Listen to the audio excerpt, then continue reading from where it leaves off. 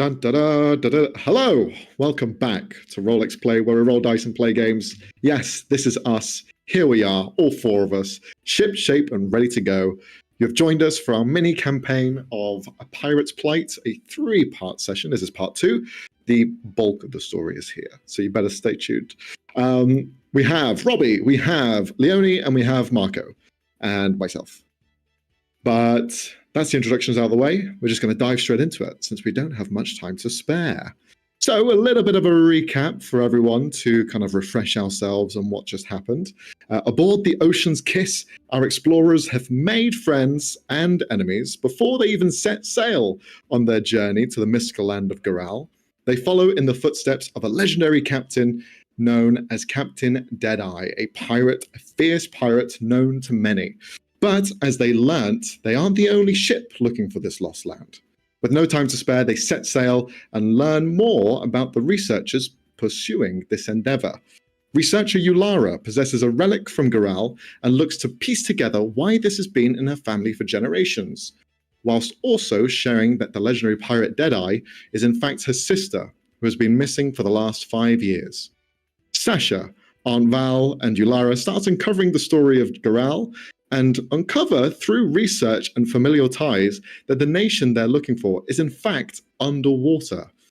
During all of this, a rivalry between Happy and a stowaway rat known as the Rat Queen becomes Happy's nemesis after things become very personal. But as they journey nearer to what they assume to be their destination, a heavy storm rolls in and the approach of a dreaded pirate ship is hot on their trail. You guys have been stirred awake in the middle of the night. You have either fallen out of your beds or you have been kind of awoken by just a stir of commotion outside of your quarters as crew members are rushing around. The ship is swaying back and forth, so trying to get your footing is very difficult at the moment. But as you all climb to the top deck to see what is going on, you are met with heavy rainfall just splashing against your face, both sweet and salty as waves are crashing against the side. You're just being sprayed left and right with nowhere really to view. Wiping your eyes, you can just see the thunderstorm above. Crackling lightning just flashing every so often, creating what you can actually see in front of you, although the rain is heavy and thick. But as the waves roll up and down, you see behind you bursting through a large wave, this huge white-hulled ship with spikes at the end of it looking as though they are hot on your trail. The captain, Marlowe, is currently at the helm. You see he's wrapped a large, heavy, thick rope around him and the wheel as he's kind of like bolstering himself from falling away. Some of the crew members are beginning to move around, try and hold down the sails. What are the three of you guys doing whilst you're kind of just seeing this panic? No one's really saying anything at the moment. The captain's issuing orders, but I just want to see where you guys are at during all of this. I'm not moving from the doorway. I'm standing in the doorway, looking outside, and I'm not going outside. I'm just, okay. I can see what's going on. I'm not stepping outside. Can you roll an athletics check, please? I can. Oh boy. That's a 5. 5. You said you're out inside the doorway. You are now outside the doorway as the waves just push the boat to one side, and you just reach out to try and grab, and you just find yourself falling over and grabbing the rail as you look down to see the waves just about that far from your face as the boat completely kilters to one side and then readjusts itself. You can see a few of the crew are kind of holding on tight with you, just looking scared shitless, pale in their complexion. This is not a ship for this sort of weather. This is more of a trading vessel rather than one that can explore the oceans and heavy storms. But you are there now, holding on. Is there anything else you're trying to do? No, just holding on very tightly, trying to not fall over, because that would suck. Okay, excellent. Holding on for dear life. Noted. Let me take a note. Trying not to die. Okay, who's next? Who wants to take on the gauntlet? What's happening? Happy's gonna wait for the ship to like tilt a little bit again to almost kind of use it as leverage to try to get up to the crow's nest. Okay. There's not much of a crow's nest here. It's kind of like the ropes wrap up to the top, but there is like a little ledge. It's not well protected, not well guardrailed. It's mainly just a point of lookout and repair for the mast and sails. But you can climb up there nonetheless. I'll ask you to roll. Go on, yeah. She just wants to see if there's like either Eye of the Storm or something like that to point them in the right direction. So if you could roll either acrobatics or athletics at advantage, since you do have a climbing speed, as you rush up the fast flurry. That would be a 21 for 21, okay. Would you like to take the ropes or the main mast in the center? What would you like to try and climb up? Is there lightning? There is lightning. You cannot climb lightning. No, I'm saying that if I'm at the top of a really highest object, I'm gonna get fucking electrocuted. Sometimes the waves are bigger, so don't worry about that. Yeah, but it's gonna go towards more rod-like objects. Sure. He's gonna stay on the ropes for now. Okay. But as high as he can, and he's gonna look for any kind of either storm or if there's like a direction of where the storm is going, so they can try to go opposite of it. Very good. Roll a perception check. As you are timing to I also have advantage on these. Sure thing. As you use the almost 19. Tilt of the boat to springboard yourself off and up towards the ropes, you grab onto one side of the ropes and then fling yourself up to the second. And by 2 strokes, you're basically there at the top, ready to look around, watching quick, very spry for a Tabaxi. So what did you roll in your perception? Like a cat climbing the curtains. I rolled in total a 24. 24, okay. With a 24, you begin to look around the horizon to see where the center of this storm is. And you notice that it is almost forming this pattern. You are caught, the waves are coming from your starboard side, from your right of the ship, as you're traveling forward. So most of the rocking is coming up like on the side, which causes the boat to just keep rocking back and forth. You could try and go into the waves, which will slow your kind of, but it will kind of minimize some of the damage that you're taking to the ship. Looking for the center of the storm, it seems to be further inwards. You are almost, think of it as heading towards the center of some sort of whirlpool, if you will, just to kind of give you an idea of what the description would be. But you can see in the distance a string of islands. Yes. In the same direction that is the center? Yes, correct. Okay, he's gonna point towards that direction, look at the captain. There! We're gonna tilt over if you don't go. The first one you said didn't go through. Oh shit. No, my mic.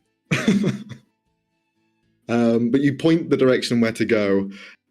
You see Captain Marlowe is just kind of like holding onto the reins, wiping his face constantly, just like, every time he's wiping, it's looking up, my eye.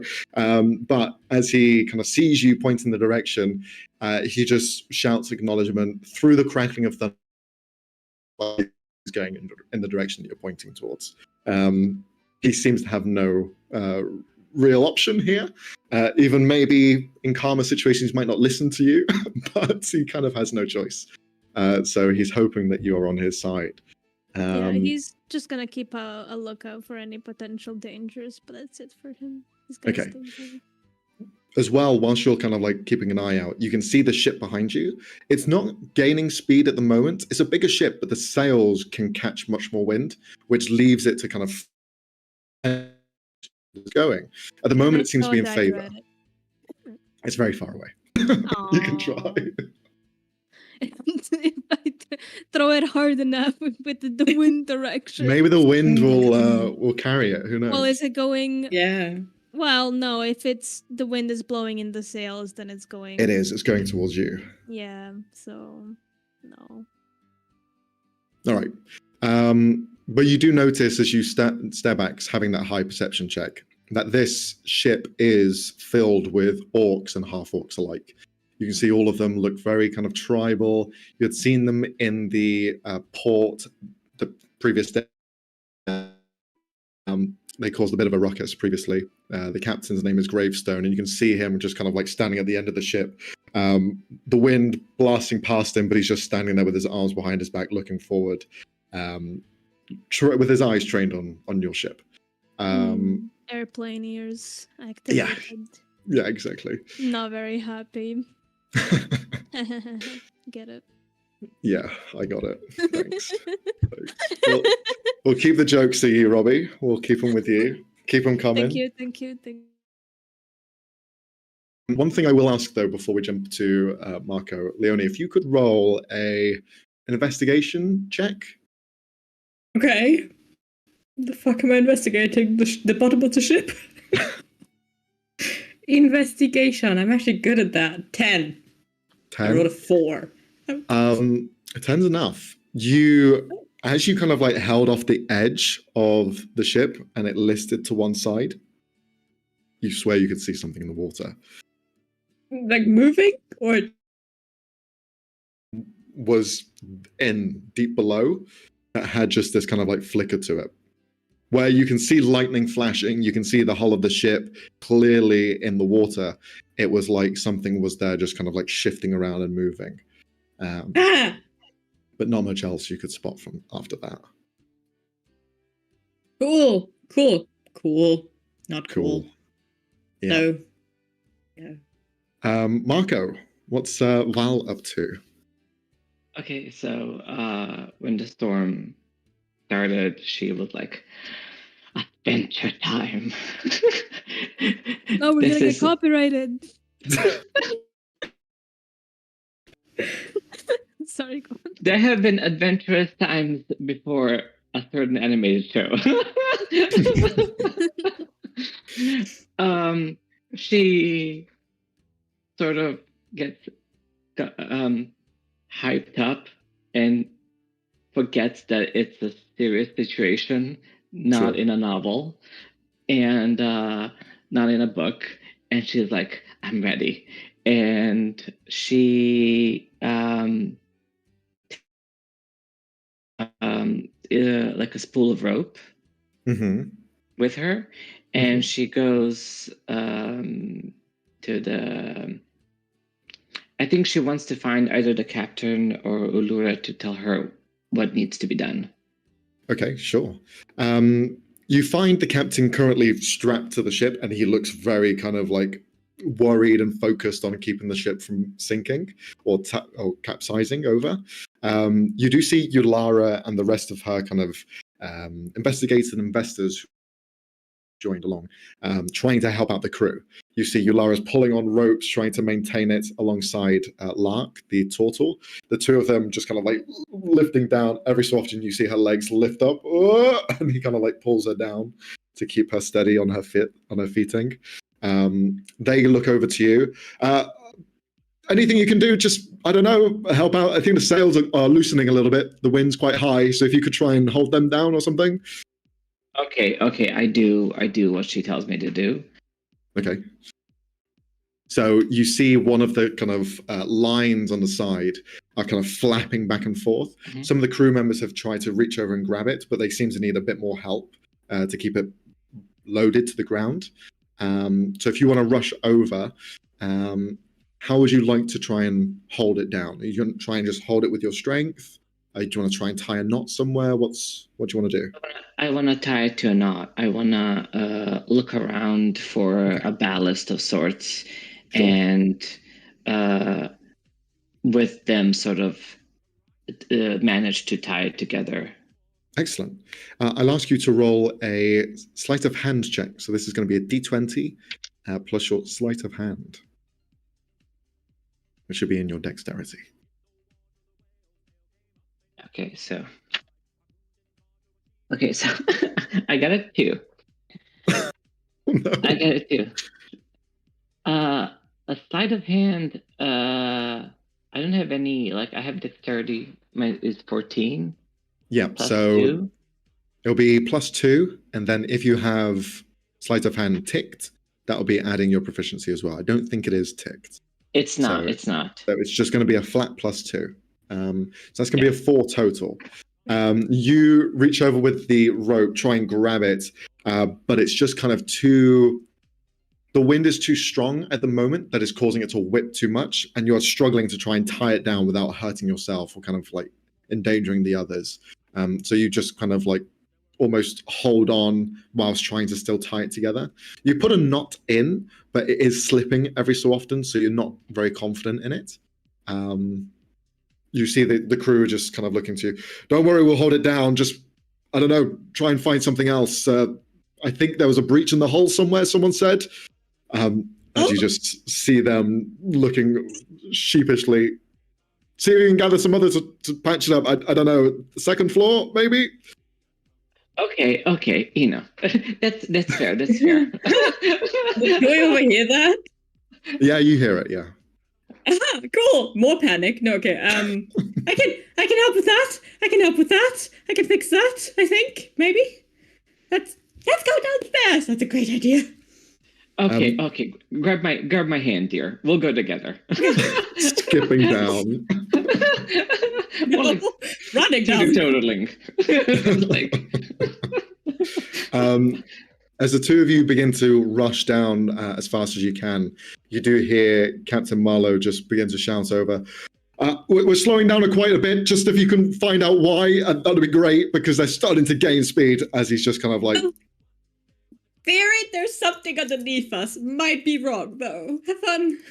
Oh, great. As he's just kind of like holding the reins. It's not necessarily bad. It could be a whale helping us out. Yeah, maybe. Just, you have to remember to look on the bright... Yeah, bright side. Bright side. Keep up, everyone. Good work. Right side. The two of you rush down and kind of run through the bottom, trying to pinpoint where this leak is coming from. If the two of you could roll a survival check to see if you can pinpoint where the leak is kind of apparent. Suck at those. Because there are a few rooms in here. There is the storage unit as well. No, that's another 10. Okay. Okay. Survival is under your wisdom. Yeah, okay. That's X plus 3, that's a 9. 9, okay. So 9 and 10. The two of you begin to rush through every door to try and find where it is. But it is at the last door that you think of where you begin to see the water dripping through the bottom, seeping into the woodwork, and bringing a lot of that kind of like red stained paint that was flaking off on the interior and just flooding into the floor. So it looks like almost like a pool of blood on the ground. And you kind of get more worried because of that. Open the door and you can see that there is just a large, almost piece of stone that has lodged itself into the side of the hull. You've not seen any like rogue islands or any bits of stone floating around. So it's just kind of like fallen in. And it's just blocking some areas and has caused this hole to form. There are boards and pieces of oak that you have with you to try and patch up. So if you wish to try that, that is up to you. But for the moment, there is this piece of stone just kind of like embedded. So you guys tell me what you want to do with that. Well, I do have the mending cantrip. Okay. So I was thinking of just magicking it close. Sure, if that's possible. The thing is, my thought process now is, can I meld the stone to... Well, no, it might be... Can I tell if the rock is connected to something larger outside of the boat? No, it seems to be just like a rogue stone of sorts. You can roll an investigation check if you want to like analyze it better, because maybe that will give you advantage. One good numbers. I forgot. 8. 8, okay. This is just kind of like a jagged piece of stone that almost looks kind of like... best way to describe it, like basalt, like it's got like porous and it's a bit kind of just janky all over. It's just embedded into the side and it looks like the waves have probably crashed in. So perhaps it was floating on the surface or it was carried by the heavy current and just placed into the side with a larger wave. You can try and meld around it if you want. It will mean that there is something poking out the side of the ship, but it'll be a quick repair. at least. Yeah. My worry is keeping the water outside. Yeah, sure. So you can start the mending process if you want with your cantrip. Yes. Val, is there anything? I also have mending. Can I help her? Yeah, sure. Yes. Okay, so the two of you just kind of rush over, begin to cast your magic. I'll ask the two of you to describe what your magic looks like, since this is the first time we're seeing you cast a spell. So this can be through an item that you carry with you. This could be innate. You can describe it however you wish. So who would like to start? Go ahead. You. I thought about the what did you call it? The object, the focus. Yeah, the arcane focus. Yeah. Arcane focus. I thought about objects, what fitted Val the most, but I kept coming back to the mind. Sure. Like her own mind. So like I think it comes from within, like the entirety of her being. And it's this sort of very teal, seafoam green, these sort of very wavy lines that sort of reminisce like the motions made by a music conductor. Just sort of like spiral out of her, almost like a big exhale. Okay. And it like goes through the entire body and exits to the fingertips. Okay. And so you are like the vessel for magic as you just begin to exude this aura that begins to wrap around and fixate items in place and try and repair the ship, essentially. Okay, cool. How about Sasha? Sasha wipes out her notebook and flips through it to like the very back, where there's a few pages covered in what appears to be arcane writings, and then they focus on one page and they're just like, okay, so I'm not the most practice oriented, I've not really done this before, but let's just try it. And then they're just reading off the page going, okay, now I do this and then this should work. You can do this. I believe in you. Okay. Thanks. Because the two of you have the mending spell, there is no need to roll.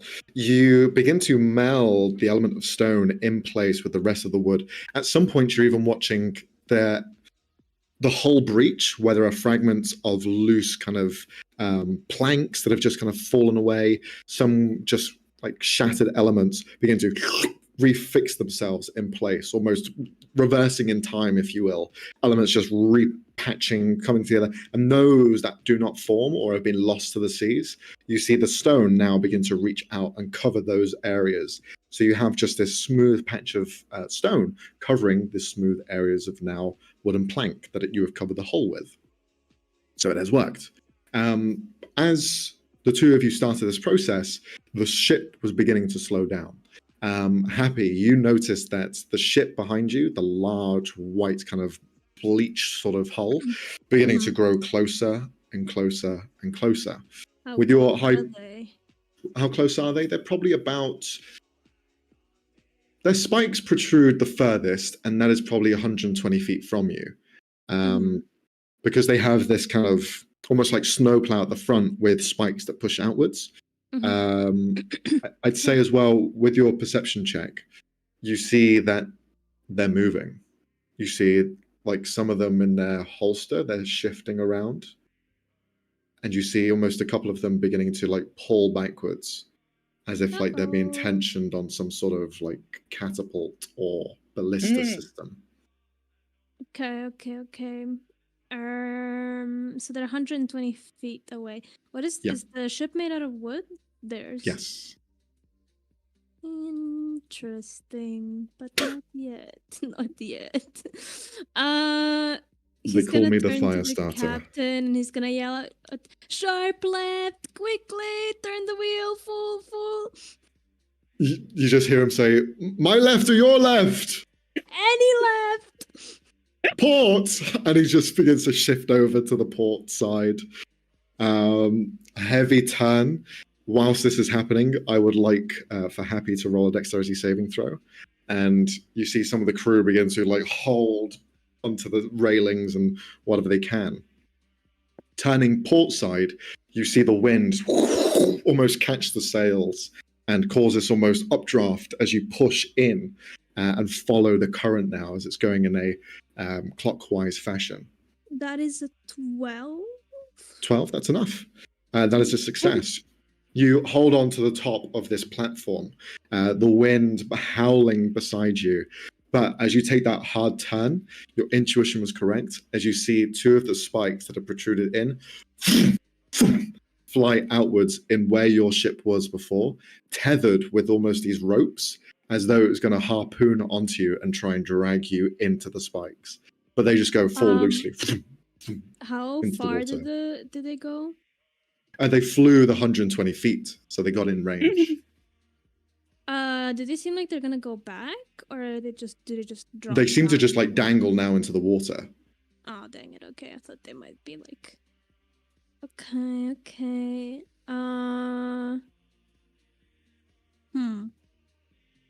Is the ship any closer? Let's roll for it. So, Leonie, if you could roll a d20, please, to determine the state of the other ship through this storm. Yeah. Roll shit, please. With how well my rolling's been going. Let's see. Oh, damn, that's my best roll today. 11. 11, okay. They seem to be caught off guard by the sudden movement of your ship and don't kind of like gain any pace on you. But you can see that the captain's just standing at the bow of the ship and just gestures with one hand to go and follow.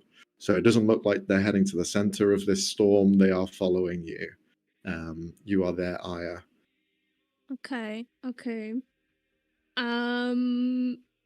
Do they seem to be like following the waves as well, or are they just... Because their ship is much bigger, it seems to be harder to maneuver in these larger waves, and it's taken like the full brunt of the wave. But it's heavier, so it has a heavier ballast, so it's not being affected as much as yours is. But because it's you are slower essentially... to turn because it's bigger, correct? Exactly, yeah. Okay. Happy's gonna slightly slide down just so he's not hurted by the other ship, maybe. He's gonna turn to the captain. Okay, trust me, move very weirdly. Turn the ship, let it be carried by the waves. They're not gonna be able to catch us if we move weird. What? What do you mean? Oh, zigzag, like these. Right, famously easy to do on a ship. right, I don't know. Take Jesus to the wheel. Right, everyone, you heard the cat zigzag formation, zigzag. Oh my god! Just like takes the wheel and starts turning it in weird directions. Whoa! Hold on, wee. Can you roll an athletics check as you are having to brute strength against the current here? So he's not going against the current. He's like letting the waves. Oh yeah, but he's still having to like turn in and like it's still a force to do so. Because the rudder at the back's still getting fucked around by all of the waves. Yes, athletics. 6. Okay.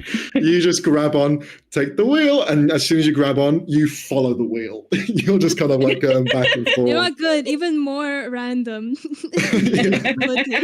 You've essentially released the captain's hands. You are now in the middle of this spoke of this wheel, and he's just kind of like, nah. He's trying to like reach him, but he can't because your hands and body is in the way. As the boat is just in like random movements. Excellent. I would like a dexterity saving throw from Sasha and Val as well. As the two of you are down in the bottom of the ship, you now begin to hear something maneuvers, and you just start going. Okay, so I got a 13. That's it. Okay, I got a 5 and what was it? Constitution? Dexterity saving throw. Okay, so 5 plus 14, 19? No, so it should be +2. It's always your modifier, yeah. Oh, okay, 7. 7, okay. I am old, so this is right. The two of you complete the repair of the hull, but as the two of you are unaware what's happening above, Sasha, you have a bit more of a weight to you, being an Earth Genasi. You kind of just have a more sturdy grip, and you're more wary of the waves anyway, so you've kind of prepared yourself for the worst. Val, living in this kind of like bubble of adventure, you just watch as Val begins to lift up into the air and then slam down onto the floor. Val, it'll be like tomorrow. You feel a bit of like your knees give way. You kind of like slam your body against the ground. You're going to take a bit of damage. So take a note that you're going to take 2 points of damage. So just write down that you've taken 2 points as you just kind of like slam down to the ground. Happy, you're fine. You're literally on the wheel, so you're okay. Spinning with it. Exactly. Just wrapped around it. Yeah. Like a medieval torture device. Right out. Yeah. Sasha, is there anything you want to do to try and help Val? Because they look like they can't really hold themselves in this position. They're just being taken with I guess. Yeah, I guess I just sort of grab her by the arms and just go, stop doing that. That is risky. You're hurting yourself. Stop doing that. Don't follow I'm her. not falling on purpose, dear. It's the storm we're in. But thank you. Why don't you just hold my hand, okay? Okay. I'm just gonna hold on to you, sweetie. You know, my classmates, they got like the Imperial of Ishvahi and shit like that. They can just go and talk to people, and I have to do this bullshit. This is so stupid. Oh, I'm so sorry. I'm so sorry. This is your lot in life. Is there anything I can help? I can do? Can you make the storm go away? Can you make the water go away? I do have create or destroy water. As far as my knowledge of that spell goes, I don't think that's going to work. More water, yes. Spawn it on their ship, bro.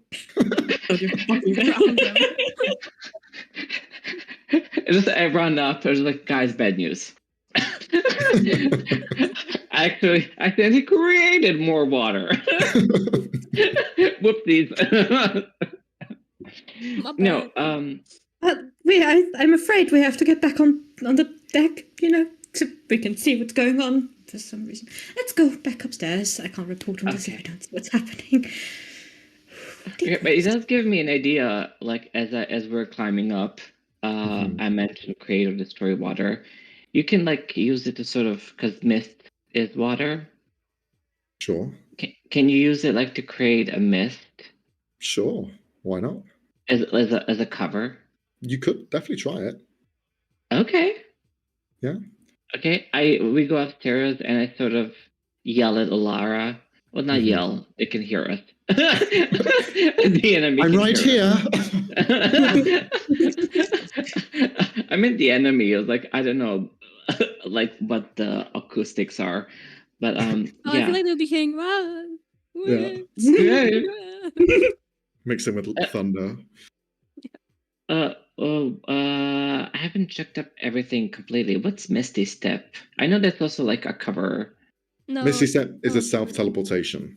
So. Oh, okay. I was thinking about that. Okay.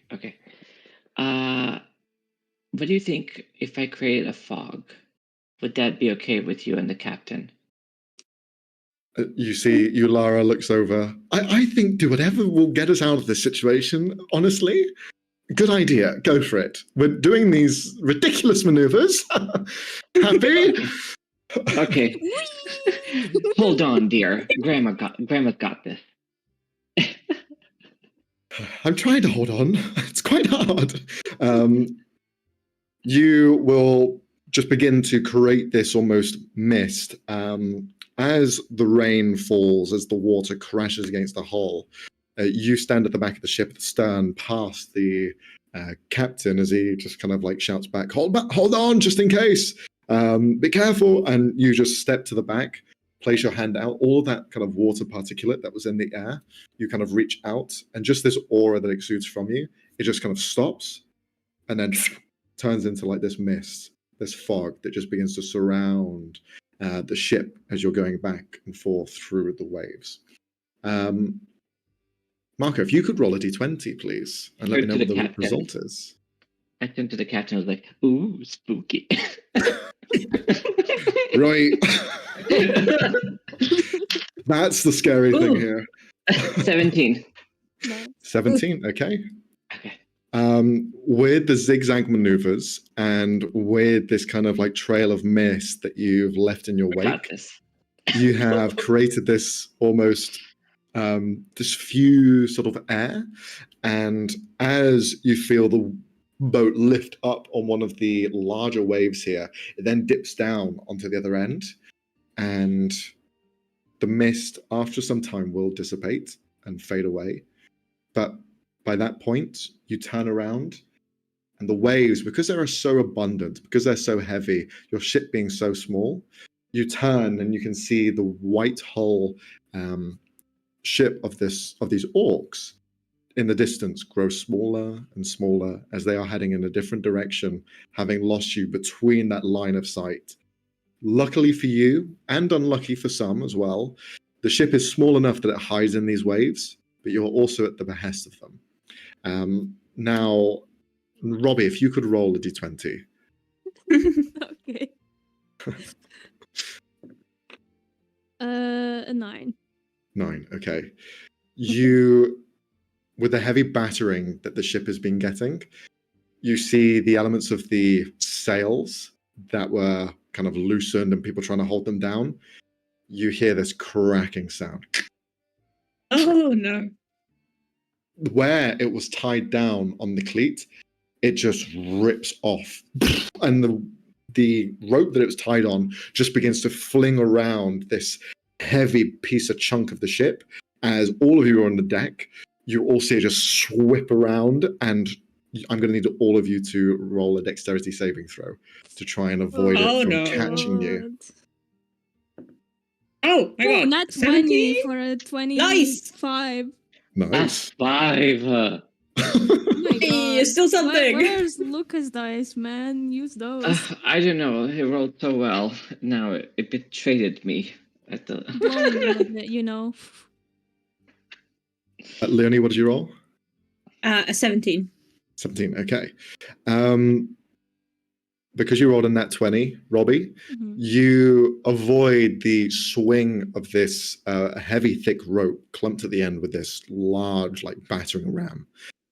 You see a few crew members as soon as that kind of like tension happens, and then slack as it flies in the air. A couple of people thrown backwards onto the back of the ship. Land, they seem heavily hurt, and some of them just kind of like knocked out for the moment, winded. You see it whipping towards Sasha. Sasha dodges out the way, barely missing it, but you see it heading towards Val. Val seems to be at the very end of where this is coming from. You have a moment to react if you want to try and do something. I'm gonna dash to her and use my feline agility thing, which I can also double my movement. Just jump and tackle her so she doesn't get hit. Your perception almost becomes heightened as this energy just flicks inside of you, and you blink away, rush over, hit into the side of Val, knocking the two of you to the ground, but enough leverage that it just passes overhead and then just slams into the base of the hull and now lodged in. You've saved Val from being knocked probably off the ship, and you can see that the sail in the center, the mast, is now heavily crooked, and as well the sail is just like flapping back and forth because there's no tension. So the waves are just causing you to go here and there and everywhere else. There is no wind guiding you. You are now in the storm, and the waves are controlling your direction. You eventually begin to feel the ship twist and turn as the waves are then coming back onto your side, now on your port side, as you have done a 180. The islands that you'd seen previously, Happy, are now behind you as you've basically spun around. The waves crashing against your port side without anything to control it. The only control that you had was the sails. You are just being pushed and pushed and pushed, and it is not looking good unless that sail is repaired. So, who would like to act? Who wants to try and do something? We cast bending again? You can try to, but it might be quite difficult. Question on what? Yes. The rope tore, and the rope's holding on. I guess trying to get the rope around the sail again, right? That's the... Pretty much. So there's two options. Okay. You can either tie a new rope through the sail and tie it to a new point onto the boat, or you can try and take that chunk out or bolster it down. Try and do something with that remaining element. But that just means reconfiguring the side, which is possible. It involves different skills, so you tell me what you want to try and do. We can try the rope thing first because it's quicker, and then if it doesn't work out, we'll just take the long route, I suppose. Yeah. I know fuck all. I'm just gonna try and grab the flapping sail. Try and hold it so that someone else can tie it down. I'm just gonna try and hold the sail. I mean, Happy is with me, right? Yes. Okay, Happy. You need to get better peripheral vision, and then runs off to like. I'm trying, dear. I'm trying. Happy can take my rope that I brought with me, and maybe you can jump and tie it all together, and I can Don't jump during this weather. Don't jump. No jumping. I already jumped. Just a suggestion, dear. Around here, and he like. Stop jumping! Patters off and grabs the rope and is gonna try his best to like climb up in some way. And you said that the mast sort of crashed into the side of the ship? It hasn't fallen completely, so the central mast is still up. It's slightly tilted just from like the pressure and the battering it's been having. So it is slightly cracking at its base. So you can try and reinforce that or try and mend that if you want to. I'll mend that. I'll try to mend that. Okay, you rush over, try and mend it. You see Lark, the turtle, begins to rush over with you and try and hold you down as you repair it with your magic. Just to be there to like hold you. It's all right, as he kind of like holds you there, making sure you don't fall off. Happy, you're running up the mast to try and tie a new rope down to the point where Sasha is. I would like you, Robbie, to roll another acrobatics check at advantage as you rush up. 16 for the first roll and 6. Okay, so 16 plus 5, 21 again. 21, okay. You rush up to the side. Are you climbing up the ropes or are you climbing up the kind of main mast? Since it's not looking in a great shape, I'll take the ropes. Okay, cool. You begin to climb up the side of the ropes. It's basically like a netting that's just there to bolster some elements. And people tend to hang their things across it anyway. You climb up, seeing some people's laundry on the side just fly away into the wind. But you get to the top and begin to affix this rope. Sleight of hand check as you begin to feed it through in the right spots. In total, that is 15. 15, okay. Quick enough. You tie a rope down. You fling it downwards towards where Sasha was, as she already had some of it.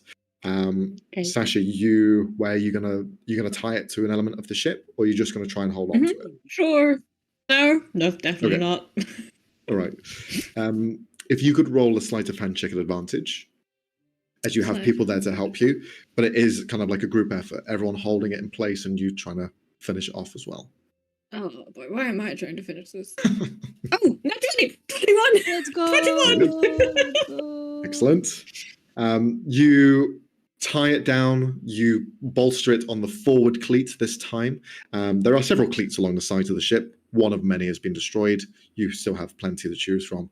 You choose the closest and more efficient one, tie it down, strap it, and you watch as the sails, where they were kind of ragged before and kind of loosened, you pull it tight, everyone together, hoisting it in one kind of thud. You cause it to then open up, and everyone begins to feel that wind once again carry the ship. The captain grabs onto the mast, onto the wheel once again, and now begins to direct the rudder into the correct position. So now you are no longer getting that kind of repetitive hit against the side of your hull.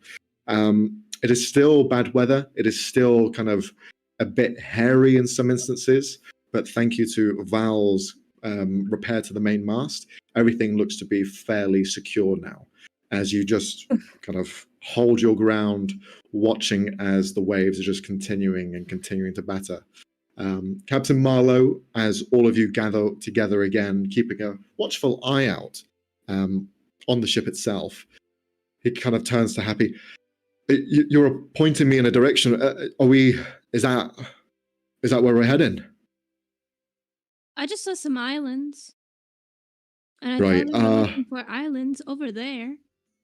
Right. Yeah, that's right. I did get a little bit turned around, not gonna lie. But to be honest, can you blame me? We're in a fucking maelstrom.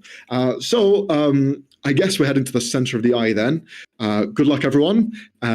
He just kind of like holds the wheel and pushes all of you in that direction, aims for the islands, which become closer and closer in view. Is anyone keeping an eye out?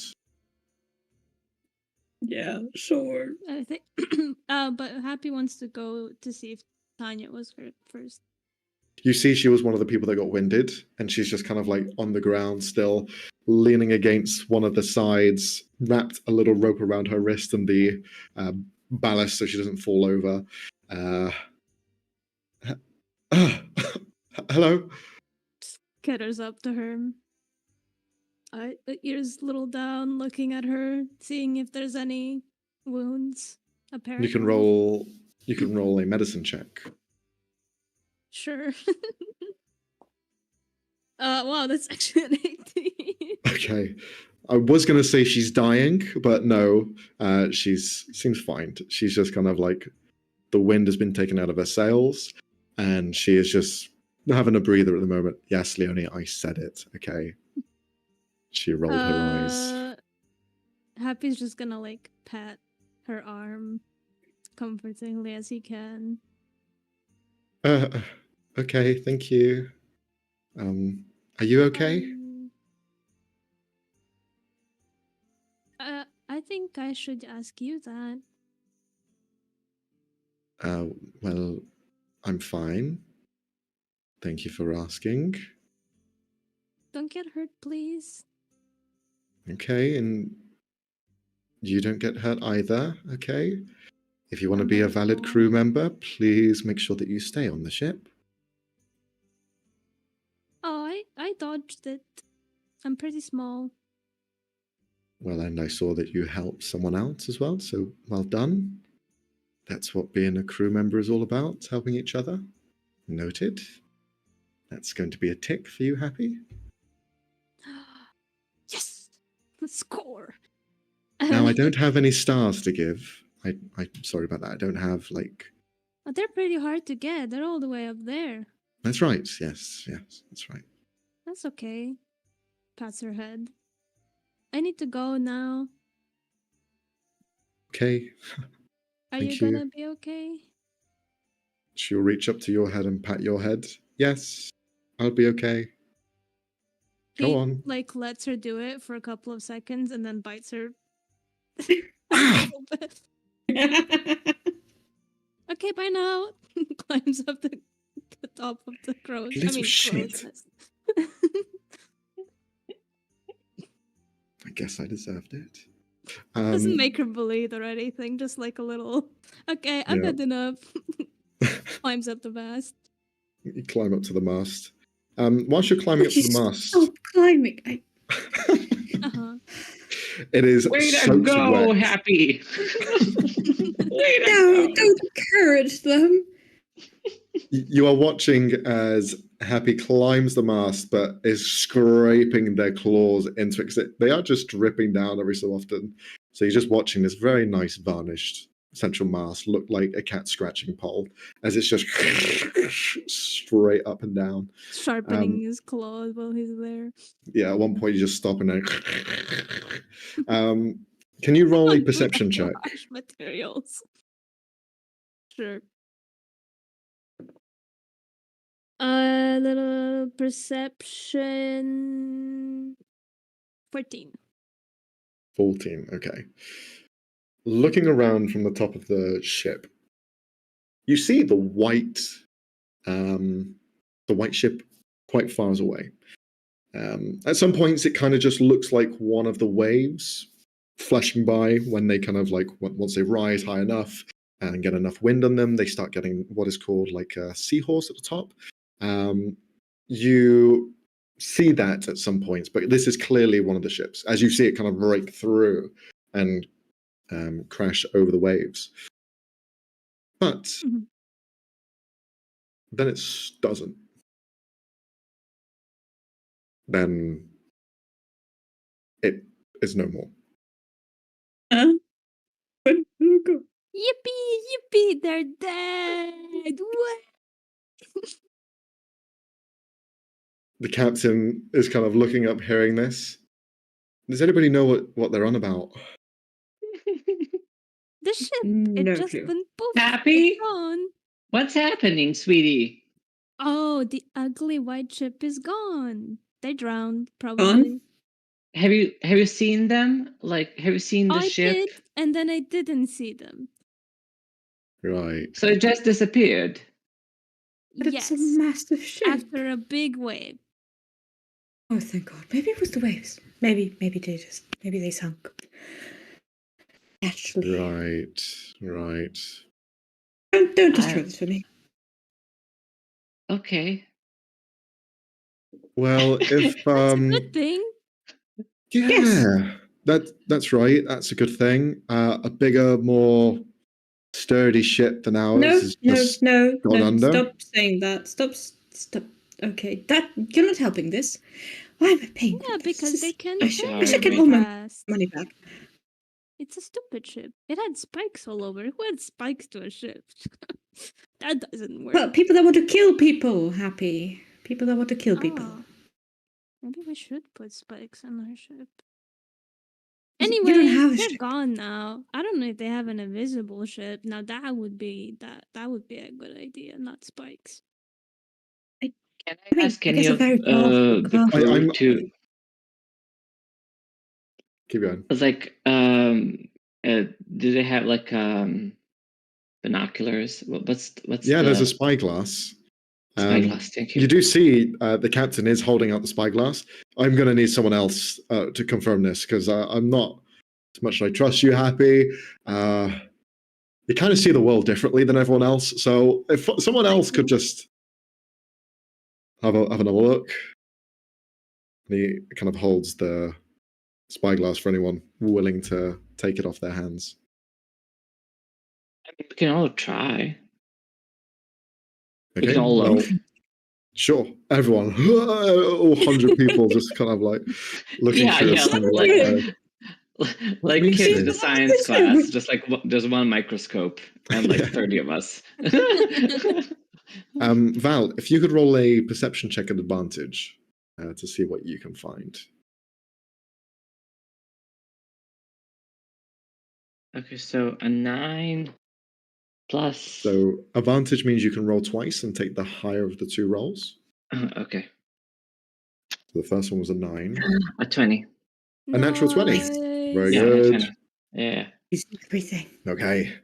A 20 plus 3? 23? A natural 20 is an automatic success. So okay. No matter what you add to it for a skill check, it is the best result you can get.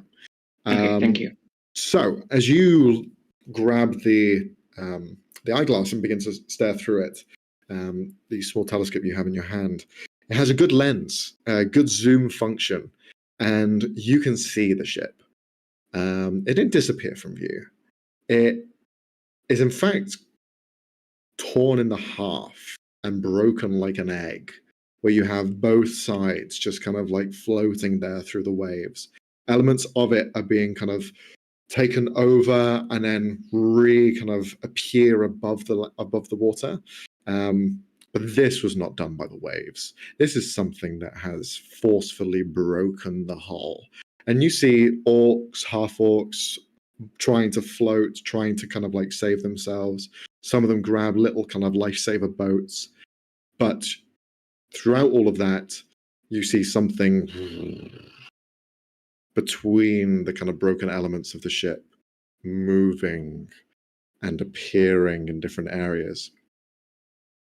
It can only be described as almost whale-like with how big it is.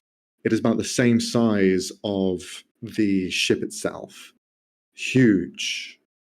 But it seems almost angered, enraged, focused, as you see it breach out of the water, and is almost the same size as the one half of the ship that had fell, the back end. You watch as this large creature just open its jaw and eat the entire back half of the ship and dive down. It dives down and keeps going and keeps going and keeps going and keeps going. This is a long, large creature that has just grabbed and sunk an element of this ship. You just see chaos happening around it. So I was like, okay, so good news, bad news. Right. What's they die? Just like excitedly. I was like, partially. Yes. Because they part in half. Yeah, I relay everything that I've seen.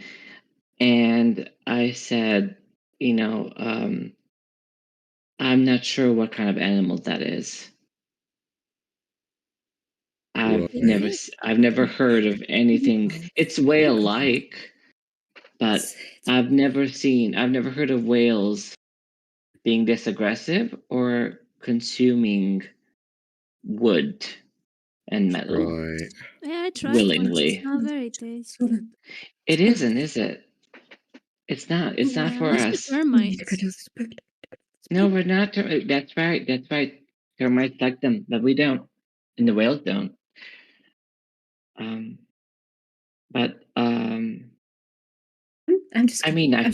feel stupid for asking this. Should we go over there and help them?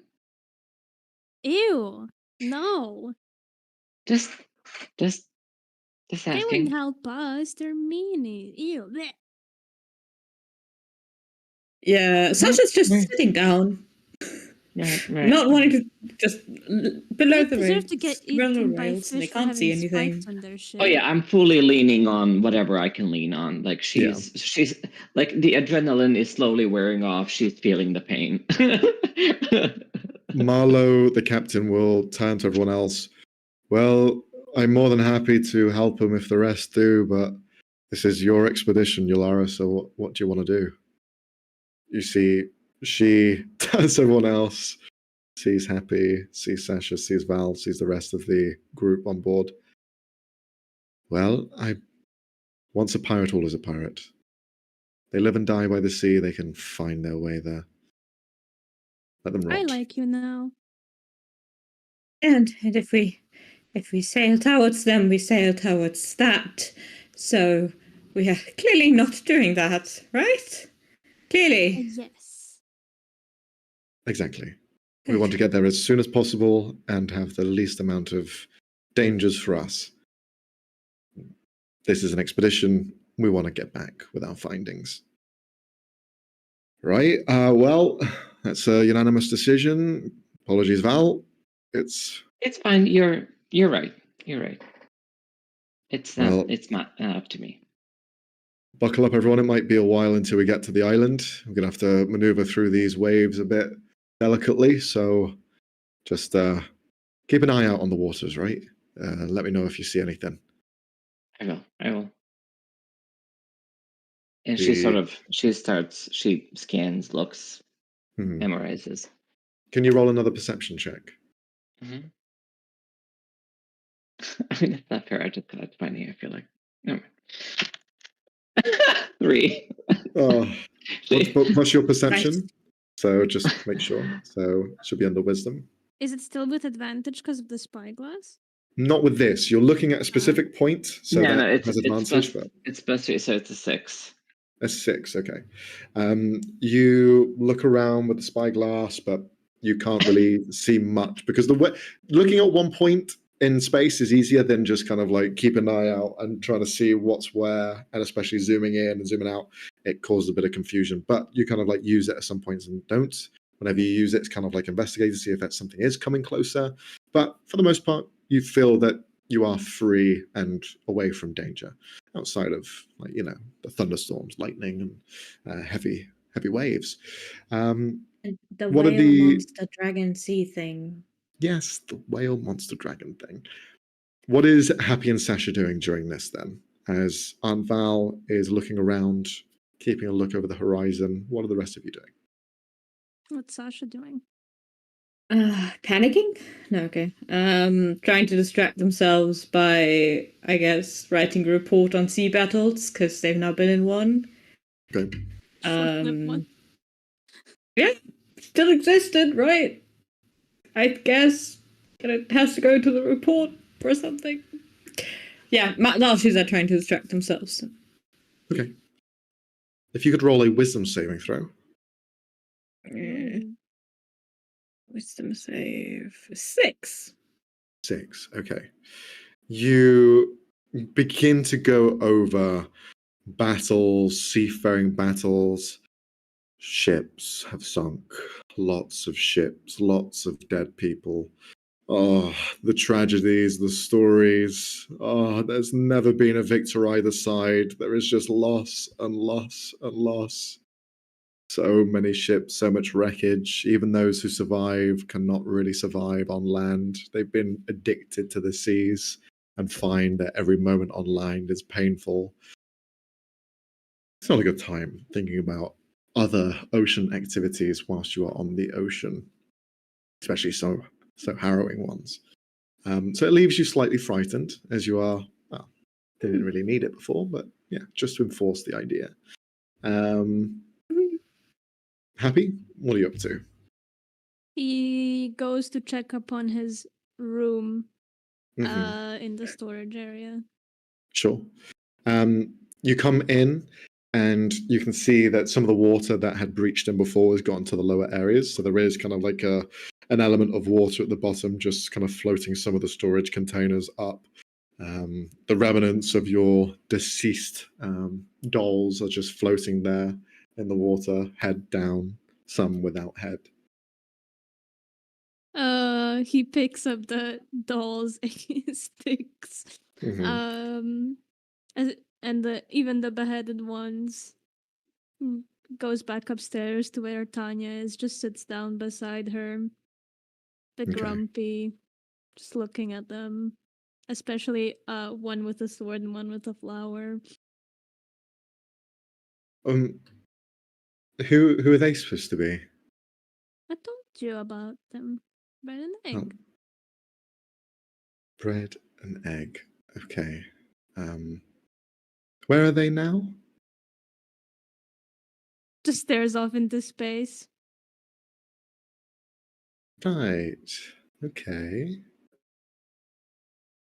Sensitive topic.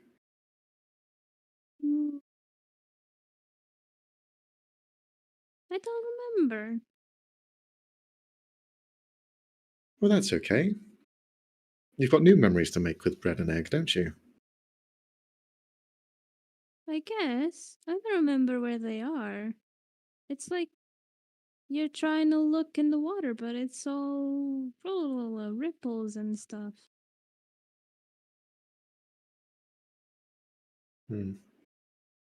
Well, I don't know about that. I see them here with you. You're holding them, you're protecting them. Sure, one of them is missing a head, but that's all right. You can reattach it. Yeah, and then I'll avenge them and kill that stupid rat queen. I hope she drowned. Right. Yes. You have quite a good rivalry. Fix it? No? Oh, okay. I don't know how. How would I fix a stick? Well, you told me I could fix it.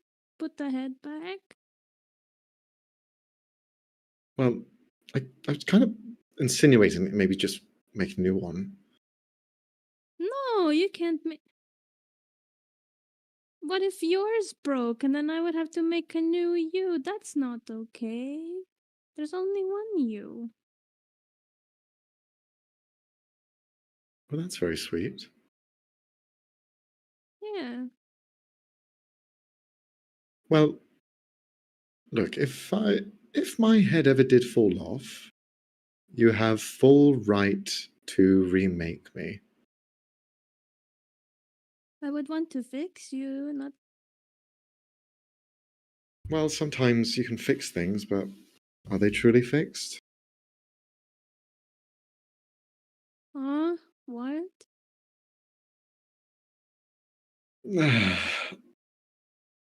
Some people carry heavy weight on their shoulders, and you can try and take it away, but sometimes it just means more is put on. Not everyone can be fixed. I guess.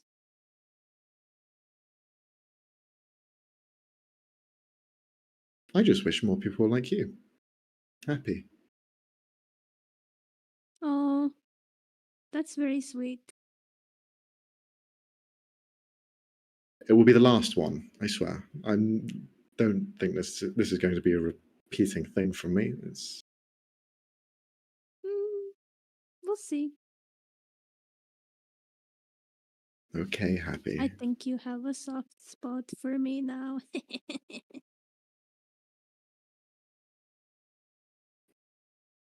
Oh, you were petting me for too long. What's the right amount?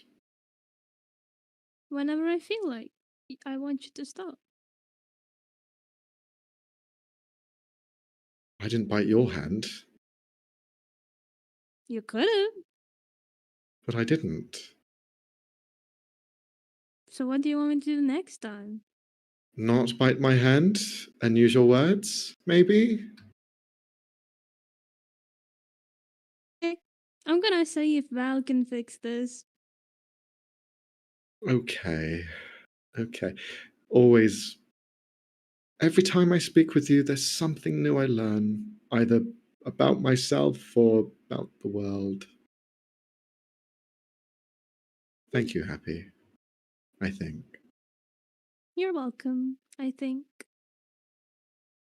Gives her a quick hug. Runs up to Val. No. No Too hugs. late. It's going to try and bite you. I'd like you to roll a dex save. Sure. 17. Fuck. Okay. Well, I'll roll to see. Yeah, not even close. She just kind of like chomps to the air, and you just pull your hand back and move out of the way. Okay, I get it. No hugs. Sorry. I go now. She just kind of like shakes her head as you head off to wherever you're heading to. What is everyone else up to? Sasha is also with Val. Notebook in hand, waterproof notebook. Can I have a waterproof notebook? I would have probably bought one for this. Yeah, you would have had one. Yeah, for the okay, trip. totally. Thank you. Yeah, waterproof notebook in hand, pad in hand, just standing next to Val, trying to find a different source of distraction. Just going, okay, so we reach the island. You reconnect to your grandma. I forgot. What then? It's fine. Well, I've been looking around and I'm seeing nothing but water because we're surrounded. The ocean. Yeah. How are you feeling? Horrible. That's why I'm asking you questions about the future so I can focus on more positive things. So, we find stuff out about your family history. Then what? Are you going to publish it? Are you going to write a book? What is the plan? Thought about it. The moment I found out all the things there were to find out in the letter, I came to the port and here I am. I haven't really been thinking as much as, because I've been thinking my whole life and I realized it's time to do something. When I get back, I'll I'll probably write about it. It's in my nature. Well, our nature, right? Yes.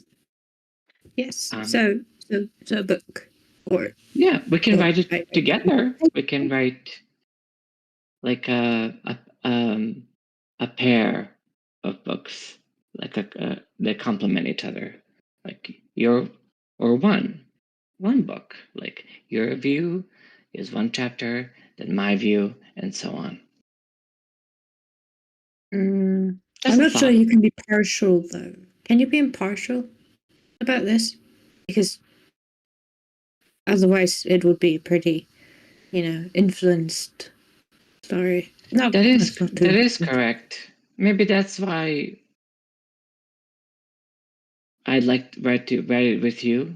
I can have the personal side of the journey, and you can have the scientific, objective part. And then people can pick and choose whatever they want to read at that time. Does that sound good? Okay. Yeah, that sounds good. We can do that. Sounds good. Are you hurt? No. Good. Are you? I think you're supposed to ask that after someone else does that. That is the right thing to ask. You're correct. Thank you for asking. Just a little bit. A wound here and there, but nothing I haven't experienced before. Just a wound here and there, but I'll be fine. Okay. Have you seen Happy? Is Happy all right? The rest of the crew? I don't know. Maybe. Probably. And I yelled for Happy. Happy? Sweetie? Hi. Just Happy was there the entire time. Too close. Too close. Not too close for me to hug my savior, if they'll let me. Are you gonna bite me? I'm not gonna bite you, dear. These are dentures. They're not that tough. I don't know what those are, but okay. And I pull out my fake teeth and just like show the dentures. Oh, what the fuck? What is? That's cool. I did the gross old thing with the nice. Yeah, I was like, that's being an old human. I'm very glad I'm not old or human right now. When I'm old. You're not human either, so probably not. So many people. Are you hurt, Happy? No, I'm good. Ship shape. Good. Thank you for saving me. I probably would have went overboard if I haven't. That would be very bad. We only do that with rats, and you're not a rat. I am not. And how are the rats? Have you seen? Shows her the stick doll with the bitten off head. Happy. Did the rats do that? Happy, if you could roll a dex save, please. Sure. To avoid my spit. 21. 21. Nice. You hear clambering behind you. It sounds like wood scraping against wood, and then it just kind of drops out from the ground and lands by your feet as you move out the way. And you see a stick head of Val. I look up from where you see the scar down one eye, the kind of face of a larger rat pushed back into the shadows. You know that thing cats do when they're angry, the noise they make? The anger. Yeah, that's what he's doing right now. He's gonna jump up at the ceiling and shove his hand in the hole to try to grab her. Okay. Roll an attack roll. Sure. I do have my cat claw, so sure, yeah. That's plus am I? You're How does not. this go? It's strength. Or cat's claw. It's strength. Wait. It'll be strength. Yeah. Well, it's for strength damage. Plus proficiency. It's the same for attack. Oh, got They're you. not classed as finesse weapons. Dang it. That's 11 then. 11. Okay. You reach in to try and like grab them. You instead grab onto like a metal fixture and you like think, I've got him, and you begin to pull it, but it's like stuck in, but it's like a metal pipe that you're like trying to force. You feel, does a 16 hit you?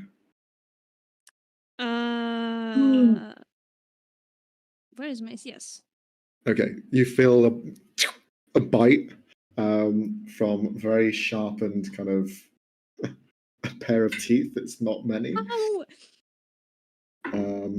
It's going to be 5 points of piercing damage, and I'm going to need you to roll a Constitution saving throw as well. Oh my god. Are you getting poisoned by a rat? That is 21 as well. I rolled a 19. Okay, that's fine. You succeed. Can I try to grab onto it as it bites me? You can try and make another attack roll. Sure. Could I try it with my dagger? Is like the space too small? The space is too small. You are reaching into it with one arm. Okay. Oh, okay. Slightly better. 13? 13 isn't enough. I'm sorry. Oh, wait. I'm gonna. Can I cast resistance? It would be the same either way. Okay. So you try and reach out and try and grab it.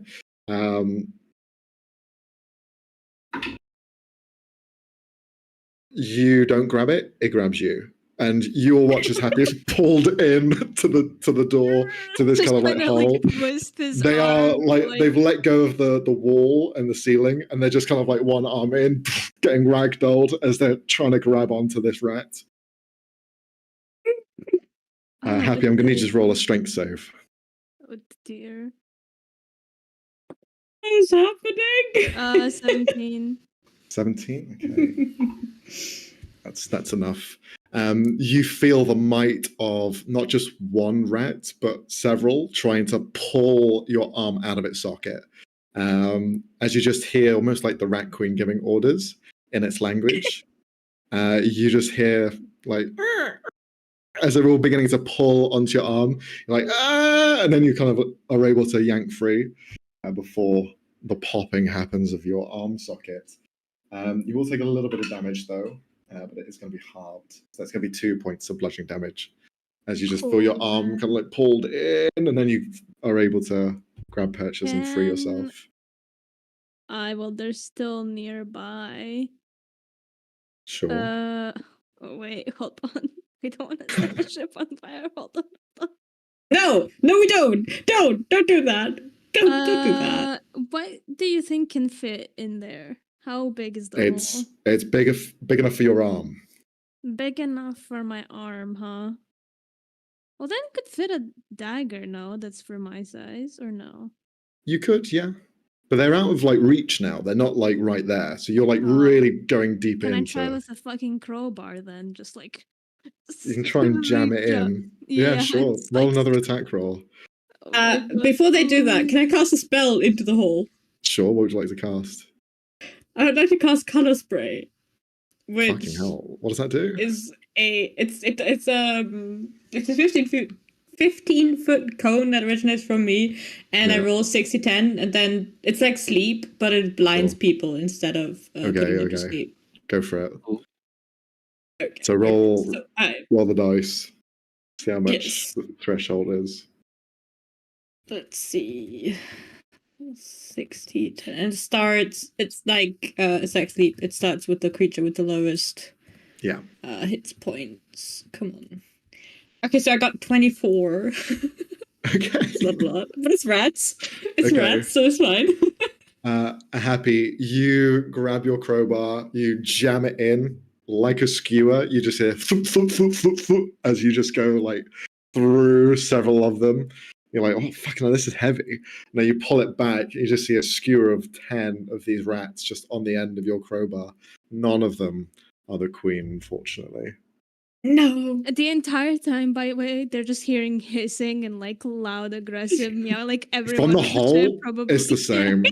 The hole's like doing the same. It's just constant angry noises coming from it. But the cacophony of angry noises just turns to one as you just hear this like more baritone voice just as you essentially pull away all of its soldiers onto this skewer.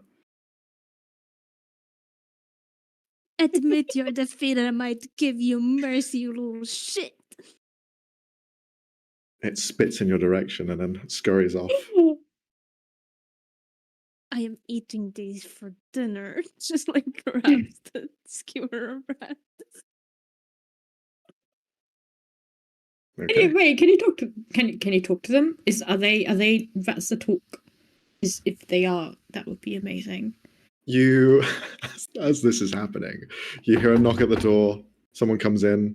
You see Yulara. Hello. What the? What's? Is that rats? Yes. Yes. Are the rats that talk? Are they the rats that talk? Happy? Are they? There's only one left, the worst one, and she will be dead soon. I did not realize there was an infestation this bad. I'd have gotten yes, something more like sanitary. 40 at this point. 40. 40. Okay. Wait, so you don't know how to read, but you know how to count? Who taught you how to count, but not how to read? Brett. Right, Brett needs to revisit their teaching methods. Because you don't teach math before you teach reading. Okay. He taught me how to use these, like 2 daggers pulled out from behind.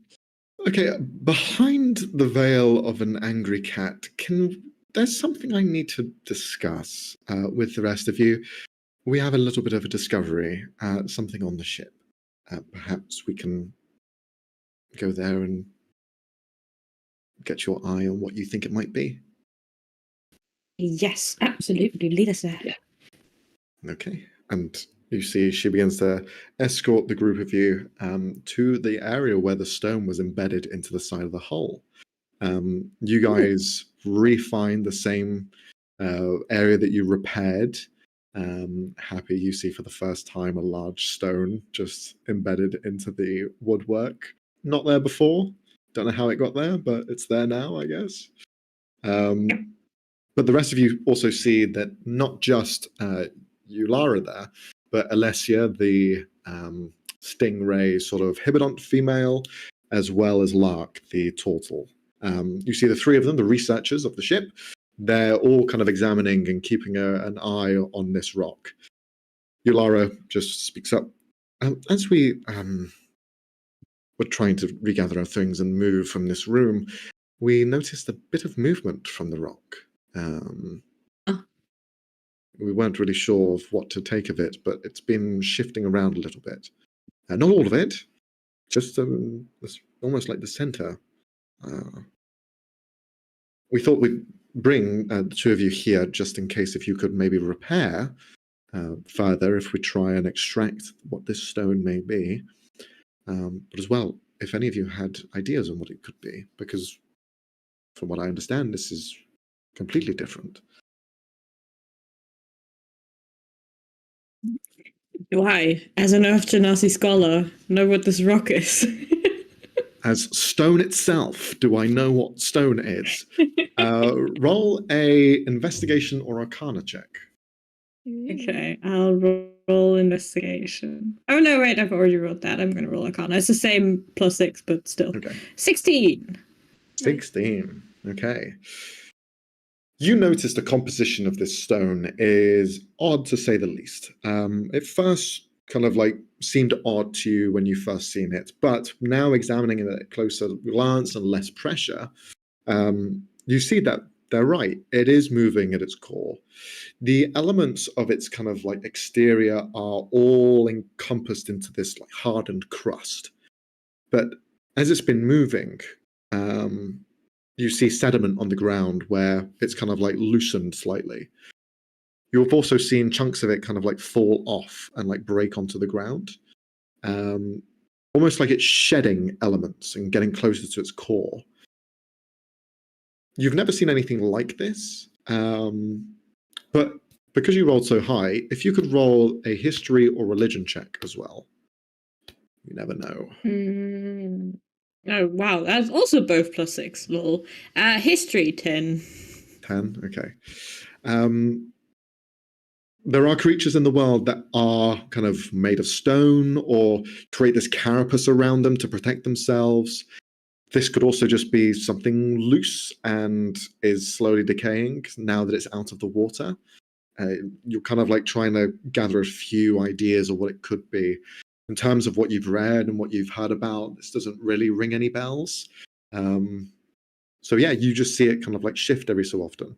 But with that previous investigation check, I will say that you notice elements of the rock that fall to the ground or embedded into the wood seem to be almost like they're catching on, like the things around it are also converting to stone. Oh, that's bad.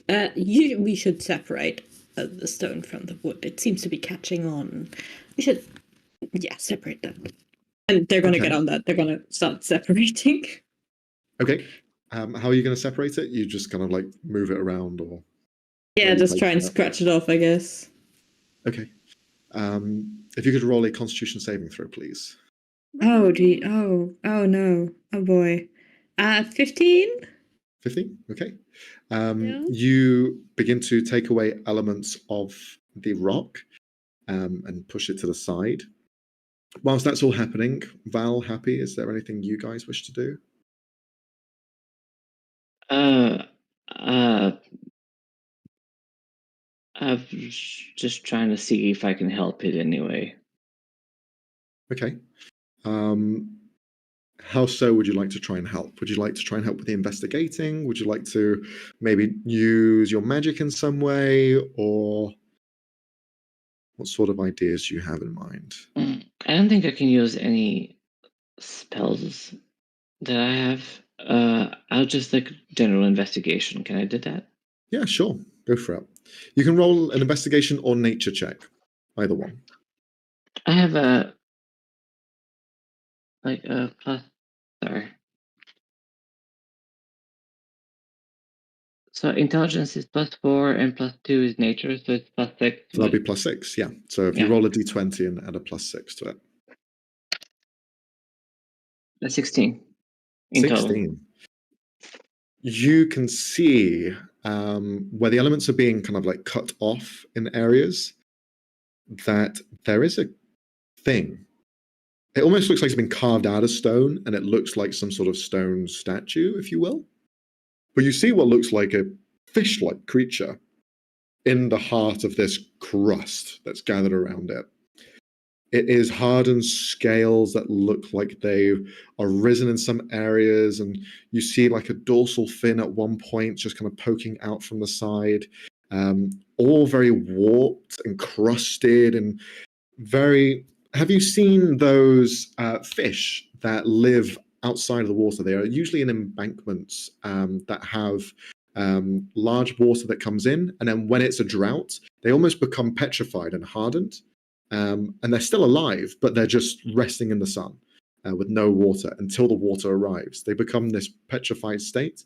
This is what you're kind of seeing here, where it's just this kind of almost crustacean version of a fish, but one that is heavily like warped and looks very gnarly from the outset. More is being chipped away, and you start seeing elements of like teeth, and they're like hooked and curled, some even pushing down through the lip. This seems unnatural. This creature, whatever it is in the center, has been warped by something, has been changed by something. Whether it's the like growth that it has, or whether it's something else, you're not sure. But there's definitely almost a touch of otherworldly that has like happened to it. That it doesn't quite seem like it's a creature anymore. It's something else.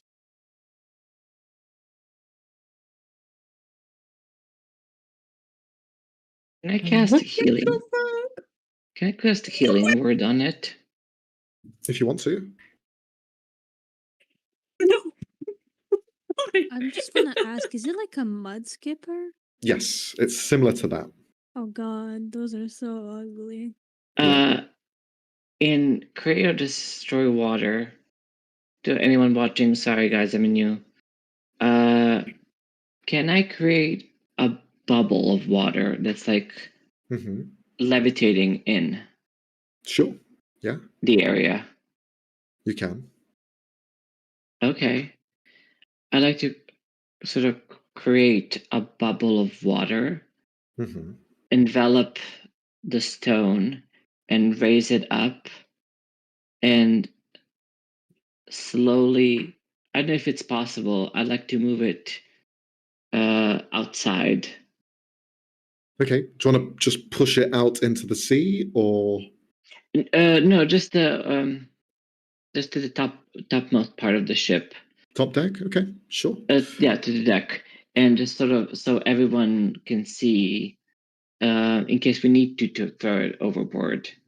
Before you do, Mm-hmm. Can Happy just get a little bit close to it and sniff to see if there's any recognition of smell other than stone?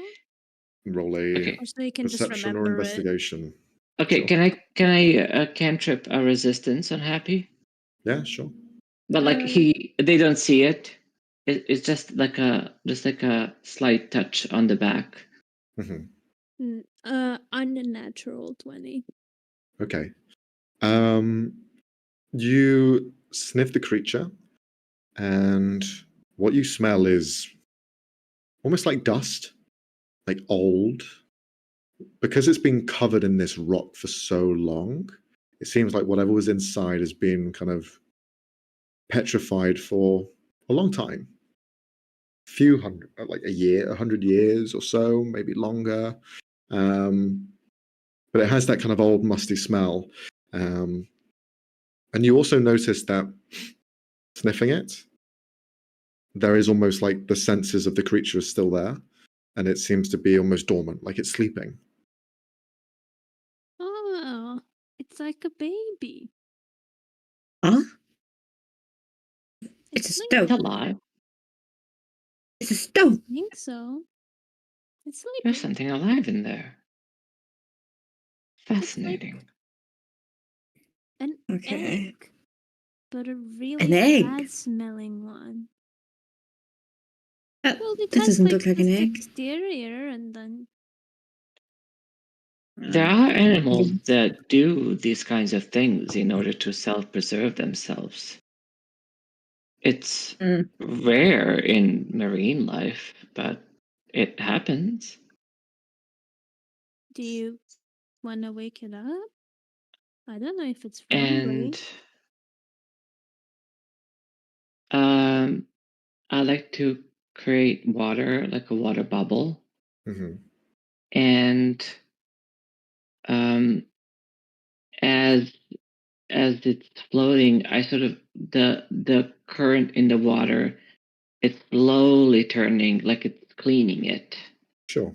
Like simulating elements of and also like a simulating thing where they simulating the waves, clean the and I sort of it's in front of me as I walk and carry it to the deck. Sure. And when we're at the deck, I'll just see what happens first. Okay. I want to see what happens. When she does that, I'm going to make sure the hull stays intact. Yeah, you essentially, as you're taking out the element of where this like hard encrusted fish is, you're almost taking it out of the shell that it was in, and the shell is still there, embedded into the stonework, because the shell itself has grown out and has started to turn some of the woodwork into stone, so it's almost become completely flushed by itself. Your mending smell helped it, but now it's kind of just become part of the external part of the ship. Like I definitely knew that was gonna do it. It's not. I knew. I did almost just accidentally ship the thing. You do see the imprint of the fish, this kind of like creature there. If each one of you could roll a, what would it be? Let's say survival. Sure, boss. I'm great at that. Survival 14. is unnatural 20 again. Okay.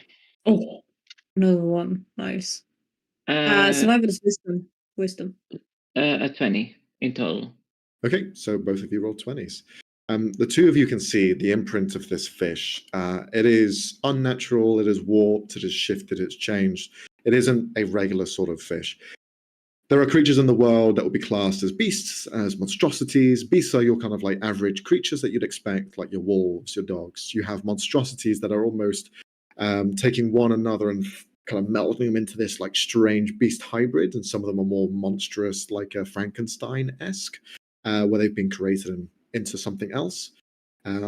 There are Like also other creature types. Yeah, like a chimera. I believe that's a monstrosity. You then have other creatures that are considered kind of monstrous, but they come from beyond. They are classed as aberrations, creatures that are almost warped by the natural elements and those that aren't natural.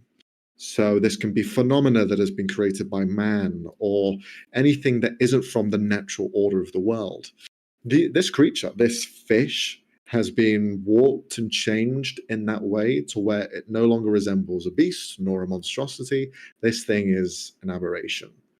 And these creatures, they aren't typically seen very often. They're very rare sort of creature types. So for one to be here on the side of your hull, quite strange, especially on the seas. Taking it in this bubble, the bubble is almost spinning around at some points like a washing machine or a dishwasher, causing the elements of rock and soot to just pull away as you are taking it to the top deck. All of you gather to see this creature as the rock falls apart into the ground and just kind of like get taken away from the wind.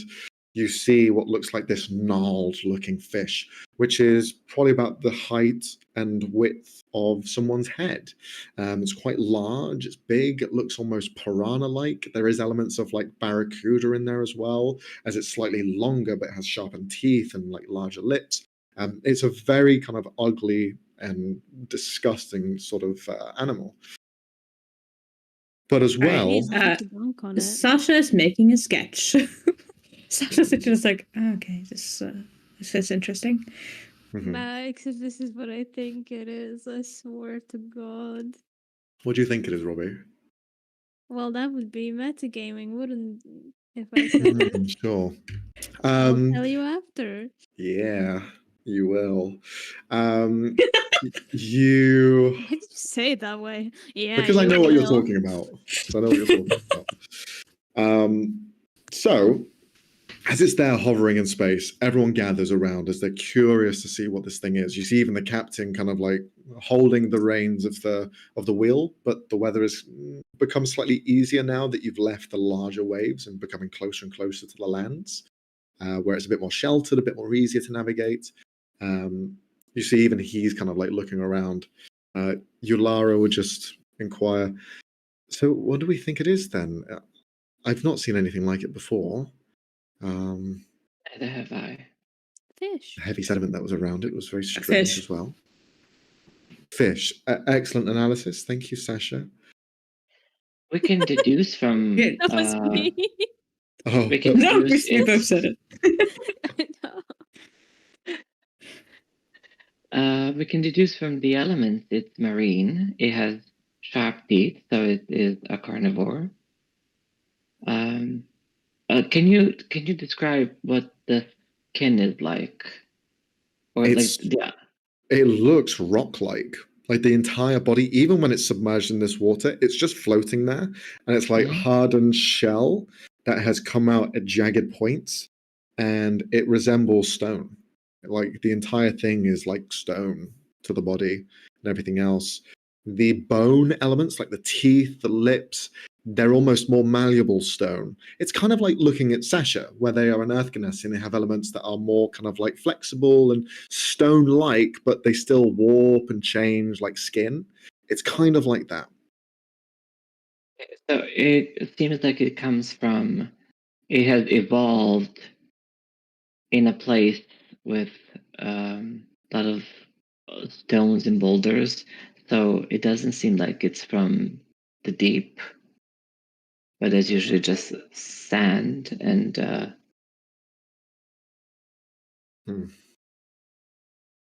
perhaps. Well, what do we do with it? Do we keep it and study it later? Because we are getting closer to the islands. We should. It's evidence for something strange happening, I guess. So, yes. I mean, the bubble doesn't last for long, does it? Well, we can put it in a barrel with filtered water, I guess, or not water. We can just wrap it in a towel. Can we ask them water on the bottom deck? Like, things are all floating around there.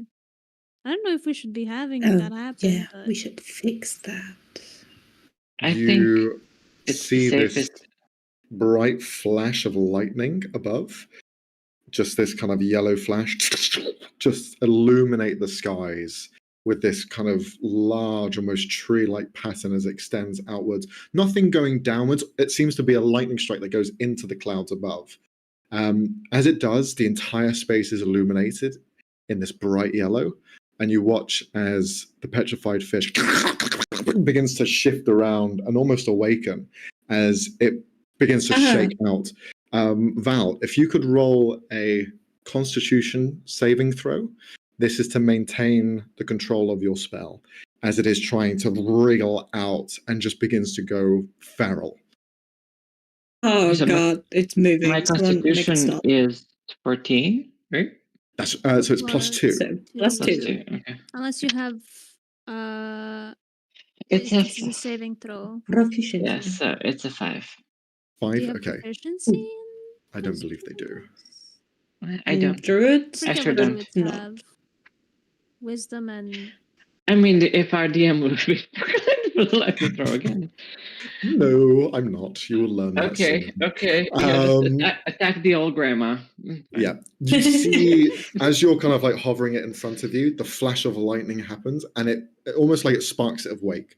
And you see the fish just begins to fall out of your bubble. You lose concentration of it, and it just begins to flap on the ground. Very much like a piranha on a deck. You see it just biting out in every direction. I'm going to roll let's see how many of you. There's Marlo, 1, Stevie, Kit, Skippy, Tanya, Lara, Alicia, Lark. That's 7, and then you 3, so that's 10. That makes for a D10. So let's roll a D10. Marco, roll a D10, please. Oh. So mean, making us roll. Wait. D10. Do I have that? Wait. It's the one that looks like the Inception fucking spinning top. Okay, wait. What? That's a horrible description. No, it's not. Yes, it is. It is that one, yeah. That's a perfect description to describe it. What would you describe it as? Horrible description. I got what you meant. If it helped. I hate when a British person is right, but like I did get the hint. That's okay. A 3. 3, okay. Oh. It's none of you guys. You watch as everyone in shock is kind of like stunned for a moment as the fish jumps up, bites Stevie on the neck. You watch as one of the crew members just sees this. It is the size of his head itself, so it's kind of like biting down into his clavicle. You see it bite down. Oh my God. And he's just kind of like falling there. Just begins to kind of like take it like a champ. Oh God. He instantly falls unconscious. The rest of you begin to panic. What would you like to do? Yeah. Stab fish. Stab fish? Go for it. Using a dagger? Short sword that I have. Okay. But it's kind of, oh shit, down on my keyboard. It's kind of like a curved, unusual short sword. Just for flair. Go for it. Did I write down? Oh, I did. I'm so smart. Anyway. Yeah, you are. Oh. Math. That is 12? 12? That's not enough, unfortunately. The creature's skin is too hard that you just slice down with the short sword. and it just kind of like cuts into the back of it and then falls into the wood, not being able to get any purchase. Can I do offhand attack with Yeah, if you want to. Yes. Using your dagger. Stop it! Kill it! Kill 15? it! 16 is the AC, so that hits. I said 15. Oh, then by 1 it misses. Unfortunately. Bad fish. Just ting, ting, ting, ting, just not having any purchase as you're against it. You just see Stevie like spitting out, spitting out blood and just kind of like beginning to die. What's everyone else doing? Oh God. Okay. Can I cast? I've casted 2 spells. That means I have 2 1 level and That's right. 2 2 level. Okay. Yeah, I'd like to cast Mirror Image. Okay, that's on yourself. So that spell works on yourself. That's a good. Okay. Why not? Right, sure. Can the Mirror Image cast spells? No, they can't. No. It's essentially like creating a house of mirrors and creating 2 copies of you, and then so if someone tries to strike you, they might hit the wrong person. That's kind of the it's just the idea it's behind the added spell. defense. Yeah. Oh, okay. So I can't use it like a helper. No, unfortunately not. No. They move the same way as you, like they mimic your. Yeah, but they're illusionary, so they don't have any mirror physical image. effect. Okay. Oof. Okay. I have Thunder Wave, but that feels like. Don't. It feels Please like. don't. Do you have any target spells? I mean, not to use it for the 3rd time and be unoriginal, but I can like trap it again into water and just like throw it out of deck. But it's like bitten onto Skippy, so maybe you wouldn't. It's still in the it's still in the person. Yeah, it's still gripped on. Okay, so a healing word. Healing word. Okay, roll for healing. Okay, what do I roll? 1d4. And then add your wisdom modifier. Yeah. Okay. A 7? 7, excellent. You heal him from the wounds. Wait, 7 plus. It's 1d4, so. Wait, 1d4. Which is the pyramid one. Pyramid. See, that is a good description. No. Pyramid. That's a 2-sided. So a 4-sided dice, a d4. Yeah. Oh, this one. It has like 3 numbers. That's right. Yeah. Yes. Okay. Sorry, everyone. You're good. It's okay. All good. There's a lot of dice. The one you'd wish the least to step on. And how do you count this? Because it just fell. The top one. Okay, so it's a 4? 4. So 4 plus your wisdom modifier. Plus 3, so it's a 7. So 7. So it was 7 in the end. Excellent. So you heal him from his wounds. You see the blood kind of fade away and just almost like reinvigorate him inside of his body. But the thing is still clamped onto his neck.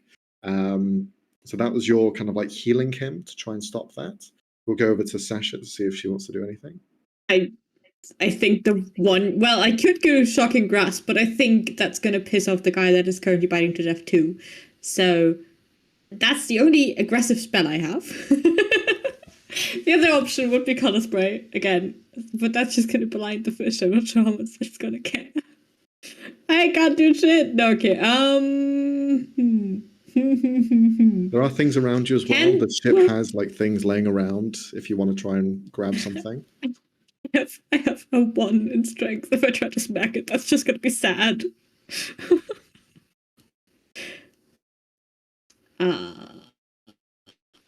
Does the fish have eyes? It does, but they're heavily crusted over. But it does see. Oh, so it's not seeing shit anyway. It does. There is like a thin gap between them, so their eyesight is terrible. But they have eyes. Okay. Okay, sure. Can I minor illusion something coming out of, like, right in front of its eyes, coming out of the man's neck, and trying to, like, something small that's trying to snap at its eye or something? I'm just trying to scare it away from the guy. Sure. Roll roll an intelligence check. So this is using your spellcasting modifier. So intelligence plus proficiency. Okay, so I'm just gonna roll religion. Let's go. That is a 25. 25. You create, what does it look like? What does this thing look like coming out of his... I'm imagining a just as dangerous looking fish, but like thinner. So like those eel. That doesn't matter. I don't know the name. Yes, eel, bad fish. And it's just jumping out of the neck and snapping at the fish's eye just directly in front of it. You begin to kind of like go towards the eye slit that's there, even though it has very impaired like seeing capability. Their eyes are terrible. It still sees that kind of like movement, that full movement happening towards it. And it's enough to cause it to kind of like let go and just begin to like flap around on the deck still. So it's no longer gripped onto Skippy. But whilst this is all going on and the fish is kind of like flapping around, you all see this large wave begin to grow over to the ship. You all look over and you can see there's something in that wave coming to your direction. Please. Throw it in the water. You see it just getting closer and closer to you. Captain Marlowe rushes over to the helm to try and grab and maintain something. He just shouts, "Everybody get down, hold on to something," as he just kind of like holds the reins to try and steady himself. I can underwave the wave. You can certainly try if you want to. Doesn't it work with like or is that no, that's thunderstep. Never mind. This is essentially a thunderous wave created and pushing whatever's in front of it. It's not super potent, but you can certainly give it a shot. Something might happen. You never know. It's worth trying. Something might happen. What's everyone else doing while that's happening, though? Because this is going to happen simultaneously. So Val's preparing to cast something towards the wave. I'm gonna misty step myself inside the fucking boat. I'm gonna be on deck. That's fair. Sure thing. Fair. I am grabbing the fish and throwing it off the boat. Okay. Can you first roll an acrobatics check to see if you can grab the slippery fish? Sure, I will. I was gonna do first. I have is it pythons or pitons? I don't know how to. Pitons, yeah. Pitons. And I was gonna use it to attack it because it's stone. Fucking hell. We're just throwing it on board. That's advantage right there. Is it? Do you want to try it? Yeah, like if I can use it to like pin it down before I throw it off. Okay, sure. If you want to try and attack it. Claws. Sure. So what am I rolling? So this is a strength attack roll because you're using pitons. This is strength based rather than acrobatics, but you have advantage. You may try and grab it acrobatically, or you can pin it down with strength. We don't even have those. We have something. You have climbing speed, man. Burglar's pack. I don't know what to tell you, man. The thing's used for climbing. Yeah. I'll do acrobatics then, because I'm better at it. Still, it's better than advantage. Sure. Oh, nice. That is Yeet the fish. 22. 22. Nice. You see the fish jumping up and down, just biting the air around you. You grab onto it, grab onto the tail. Jesus Christ, this is Super Mario N64 shit. Woohoo! So long, Gay Bowser. So, if you could roll a Constitution saving throw for me. Good lord, alright. +2, 18. 18, okay. You grab the fish by the tail. All the shit rolls for stats. Where do you throw it towards? There's the wave coming over to you. Where did I see the creature's head? If I did see it. Roll a perception check to see if you see the creature's head. That's a 12. Okay, you see a mass growing from the wave. You see these other bits of open sea around you. There's 2 areas to throw it in, depending on what you're inclined towards. Okay, the one that's going closer to us, the big mass, I'm gonna assume is its head. Okay. And just chuck it towards it. Okay. Take your baby or whatever it is. All right. You throw it in the direction. Sasha, what are you doing? You've teleported away, disappeared in the hole. Okay, you're not having any part in this. I guess I'm looking at the hole, going like, "Don't break, don't break, don't break, don't break." Yeah. Going like that, praying to. Wait, water. Who the fuck is in charge of water? I can't. Who's? Good question. Val, you cast Thunder Wave. Sorry. Thunder Wave.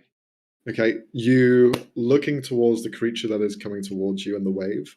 You stand at the edge of the boat and place your hands outwards as this kind of like wave begins to build up in your palms. When the time is right, you push it backwards as far as you can. In the same motion, though, Happy throws the large fish in front of you and causes the fish to jettison as well in the wave of pure kinetic force. As you do that, I'd like you to roll a wisdom check. So this will be just a d20 plus your wisdom modifier. Me? Yes. Okay.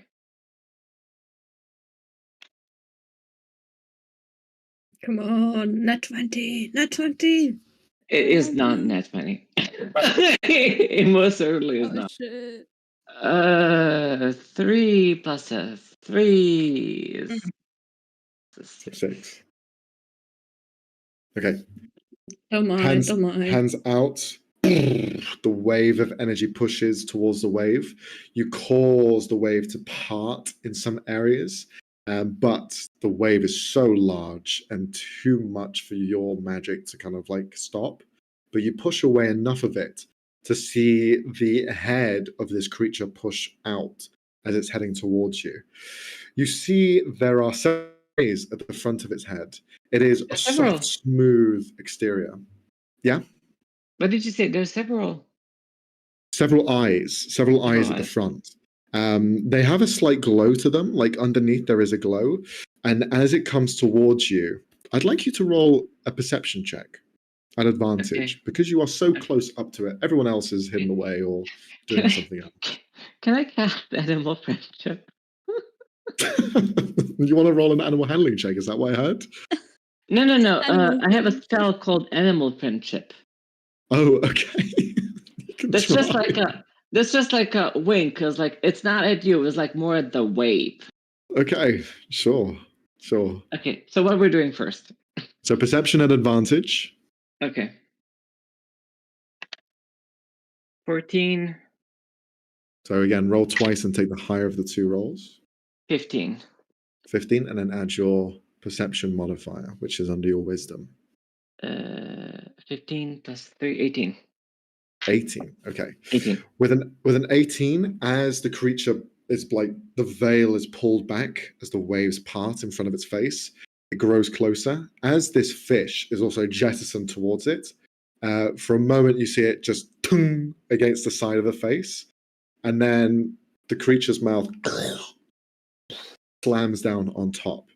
As you're watching it, you heard a tinging sound. Stone against what sounds like metal or other stone. The mouth that opens, you saw no like fleshy parts in the inside. It just seemed to be like an open space towards the interior. And you watch as the creature just dives downwards, not like hard or very kind of like harsh in its movements. It seems very smooth and glides through the water. Not like it's what would be the word? I guess stone-like. It doesn't seem like it's stone or metal. It articulates. It moves through with ease. But you watch as it slams down and then continues to barrel down below the hull of the ship. The weight of its body, the movement of the wave that's coming, I'm going to need all of you to roll a dexterity saving throw. Sasha, you're fine because you're inside. You do not have to roll. Yeah. I'm going to need everyone to roll a dex save. Ooh, that's not good. That is a 9. 9, okay. 8. Oh, 9, God, I thought mine was Sticking with the grandma lore, honestly. It's in character. Leonie, if you could roll Yes. for everyone else. Oh my God. So a d20, please. And we're going to roll it individually. So first roll. Oh, first roll for that one. Yeah. Okay. Captain Marlowe's fucked. No. Thanks, Not Stevie. the captain. Pick someone else. Pick someone else. Roll a 12. 12. 12. He's also fucked. No. Skippy, you can roll at disadvantage because he's on the ground. Okay, the first one was a 4. The second one was a 20, but the first one was sadly a 4. Skippy's in the water as well. Tanya, if you could roll for her. 14. That's what's actually decent. 14, she's okay. Then roll for Yulara, please. So straight roll again. That was a 9. She fails. Alicia, the Hibidont, if you could roll for them. 10. She's in the water. Fails. She's fine. Lark, the turtle, if you can roll for him. No! Roll 20. Why? That's another 1. Okay, so the only people to not fall off this ship is Val. What did you roll? What was your dex save? Oh, it was something like an 8. Or Okay. Yeah. Sasha, because you're inside the ship, you are fine. Tanya is the only other person on the ship as the ship just careens over essentially 90 degrees. Everyone just slips off as the deck is all wet. All of you fall into the water at different areas. Elements of the ship begin to break off as the tension at this angle is just too much. You even hear the swinging of something behind. But as it goes stable, Sasha, you're the only one left on board as you just begin to hear Tanya, what the fuck? What the fuck? Just beginning to look around. Sasha! I'm gonna rush back up. And just go, what the fuck happened? Oh my god, where's everybody? Okay, this is... They're in the water. Not good. We need to help them somehow. Okay. Quick. Ropes. And I'm just gonna start, like, searching for Fuck the ropes. Get the dinghy. Get the dinghy. Deploy the back thing. Quick. The brick back. There's a brick back thing. Just undo it. Quick. And she just begins to kind of like gather some things. She hoists a sail, and you see she grabs a loose kind of board of metal and wood and jams it into the steering wheel to prop it into the direction of the islands. And she just says, "We need to get in the smaller ship now. We can't control this, but just ourselves. Quick!" And as you prepare the dinghy at the back, you see there is a tarp over it, and it is completely full with equipment. But it is large. It's fairly big. You see all sorts of strange, like, devices made of metal that are all kind of kept nicely and collected in one area. She just jumps on with you. I don't know what this is, but we need to go now. Help rescue the others. Well, I know with that. Oh, no, you're right. Yes, get going. Get off the ship. Get to the smaller ship, closer to the water. That's okay. Oh, God. It's okay, don't worry. God. Just keep an eye out for where they are. And you see she begins to kind of like... Oh, yes, I have to look into the water. Look around with you. If you could roll an investigation check. I'll ask you if you roll it at disadvantage or not. Since if you think that you're... totally. Okay.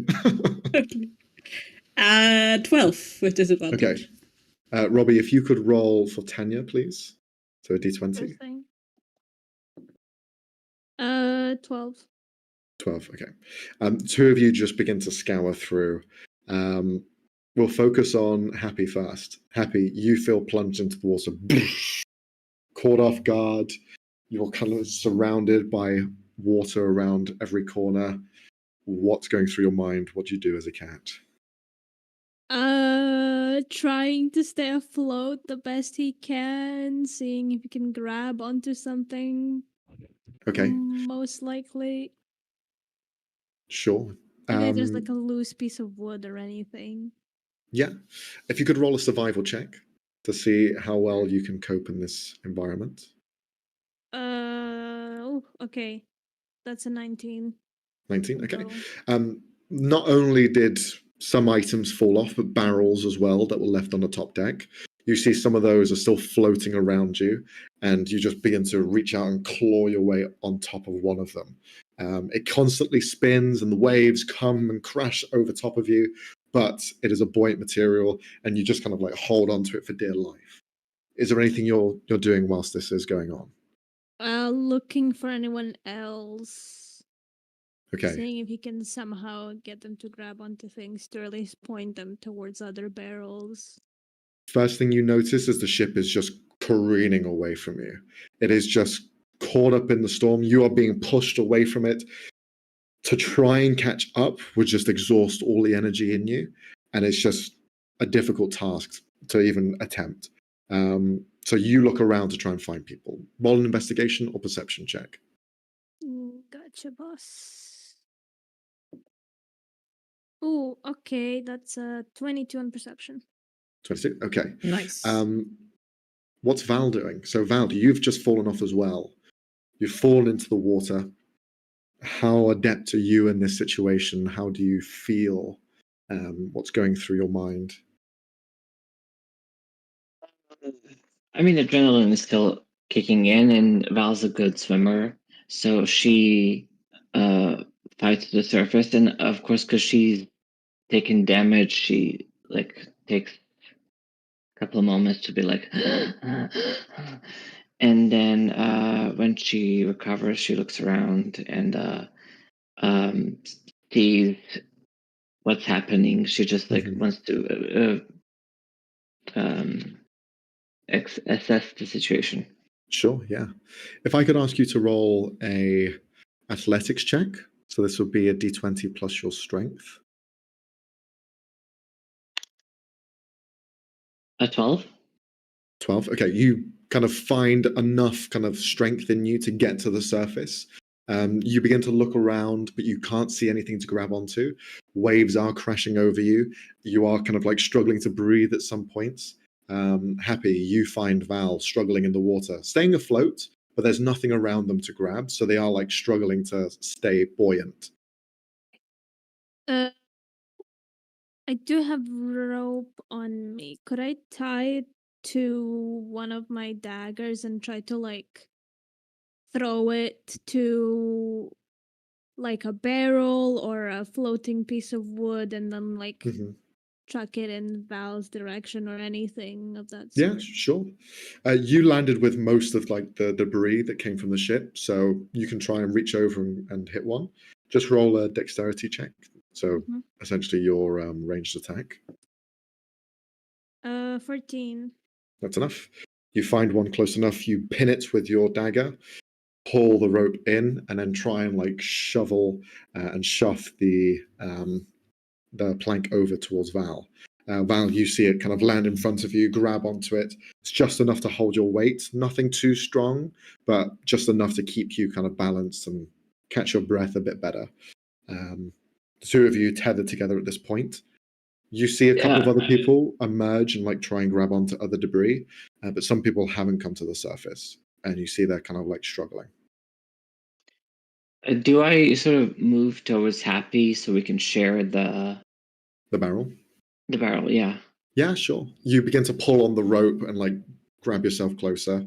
The two of you are now kind of floating in tandem together as the waves are just crashing over and back and forth. The water is very warm. It's not cold. It's quite warm here.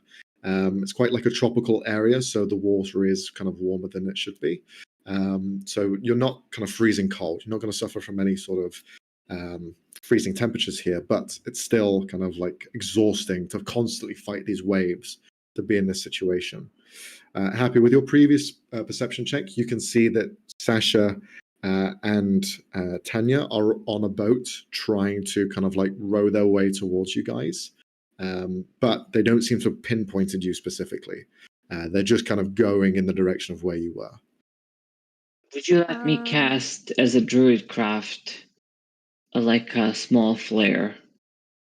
Sure, you can do like fireflies if you wanted to. Yeah, just something that just sort of signals that we're here. Yeah, just like a beam of light. Mm-hmm. Yeah, just like that. Let them know we're here. You begin to create this kind of like just sparkling of orange light that glows in the dark. Sasha, you spot it straight away. You see where they are, and there.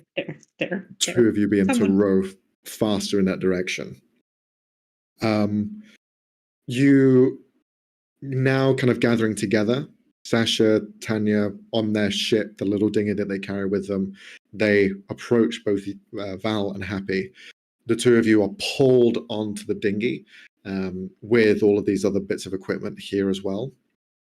But you also now begin to see Marlowe appear as he spits out a load of water after having been carried by the turtle, who seems to be proficient in water and can swim and seems to float fairly well. Alessia as well, carrying Yulara with her. They both seem fairly adept at water. They grow closer to the dinghy with you guys and kind of flop themselves on top as well. You see Lark and Alessia, the two of them, begin to dive deeper to try and find the first mate and Skippy, since they weren't found before, as they begin to rummage through to try and find them. What do you guys do whilst they're kind of on this search? I forgot to ask you about my wild shape. Yes. As a third level druid, sort of like born on a coast. Mm-hmm. Would you let me do something that's like a seal? Let me see. So with the, don't think you got swimming speed. Yeah, I don't think you have swimming speed yet. Later, but we can check. We can check just in case. So I can't remember off the top of my head. I think it's level 4 or level 6. Could be. Yeah, so at second level, there's no swimming speed. So you can choose creatures that do not have a swimming speed, but let's see if there's anything that is stated in your subclass, since this isn't something I'm too familiar with. Yeah, there's no mention that yours can be water-based, so unfortunately not. But you could create something that, I don't know, is probably more buoyant than you. You could become something a bit more adept at water, maybe not off swimming speed, but something that, I don't know, is a bit more buoyant. I'm not sure. Can I be a bird? No flying speed either, unfortunately. Flying speed is even later. That's even later. Lower level doesn't get much when it comes to the. It's mostly walking. Yeah. Animals. Okay, I mean there are a lot of. I'm just trying to think of an animal that can swim, but it's very like let's see.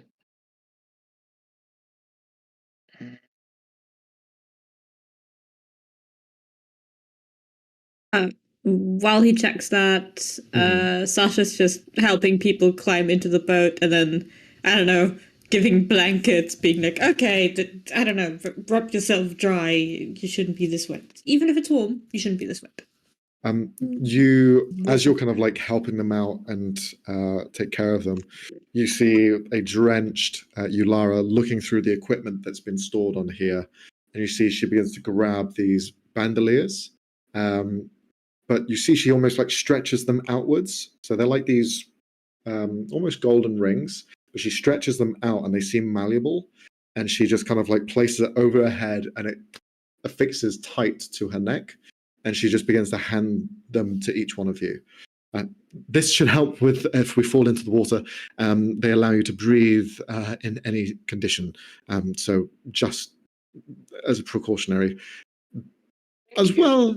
Why haven't we been wearing these? Why haven't we been wearing these from the first day on? There's a reason for it, Sasha, and it's because if you wear them, you will sink straight to the bottom. Okay, so try not to fall into the water with them on, unless we need to get to the bottom. Oh my! Sort of reluctantly, just like okay. Happy's very like. Okay, Tanya can I looks at Happy like check? It might be a good idea. Can I check to see who's like injured the most? Yeah, sure. Everyone seems to have sustained some kind of like injuries. Some of them fell off of the kind of like side rail as they went down. No one is truly hurt too badly. They just need to catch their breath and like have a bit of a moment to recompose themselves. So you kind of help out with that. Especially Marlowe, the captain, he seems to have taken on a bit of too much water. So he's a bit out of commission at the moment. But eventually, as you're kind of like preparing and placing these bands on, those of you who do, you see returning fairly swiftly is Alessia with Stevie. You see the first mate brought on board. You see he's kind of like got a cut down the side of his face. But he seems to be fine as he's like holding it together. Val, you straight away go to it to try and mend the wound. But then you watch as Lark, the turtle, bring the crew member Skippy to the ship. You watch as before he was just bitten freshly by this creature. Now you can see a crusted growth growing from his neck up his chin. And you see elements of it has begun to go over his lips, and he can't move his face. You see his eyes looking around. Lark puts him into the dinghy with the rest of you, and he'll just say, "Oh, he really struggled to move anywhere. I don't know what's happened with the. Perhaps she's been infected. I'm not sure." Yeah, that's what was also happening to the boat. That's not good. Can I poke it? I'm not gonna poke it. Does anyone have gloves? I'm just shocked because I feel like it's my fault, and she's just dealing with the like I guess upcoming guilt. And I try to. I just trying to see like what's happening to him. Can I like do a medicine check to see if I can? Go for it. Medicine check. Whilst that's happening, Sasha, Happy, anything from you guys? I'm searching for gloves. I want to poke it. Happy for the first time is looking very upset, a little bit scared, kind of looking at Skippy because he does care about him.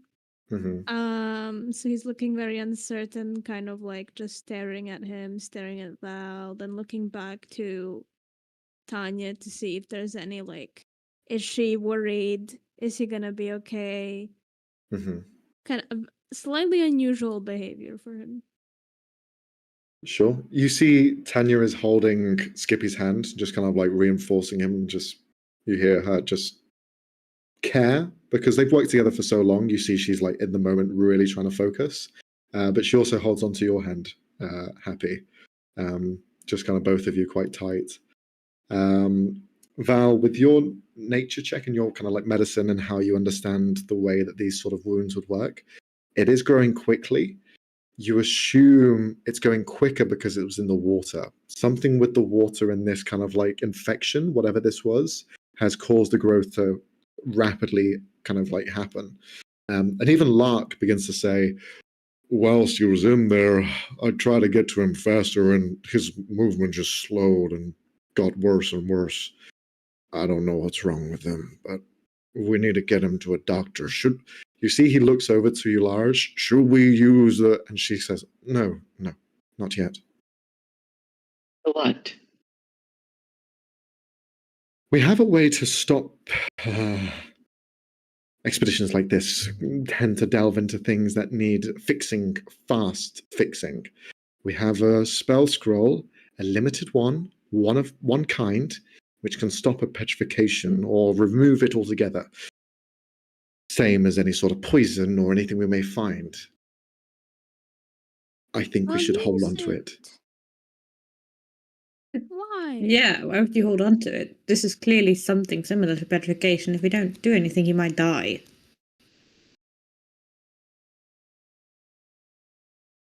She kind of takes a moment to compose herself.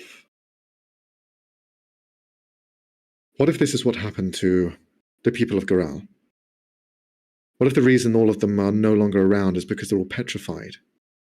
If we can use that spell scroll to get the answers we seek from one of them, from the horse's mouth, that would be more beneficial for our research. So you'd rather save a complete stranger over someone you've travelled with for weeks? We can always make another one. We might not always get a chance to save someone down there.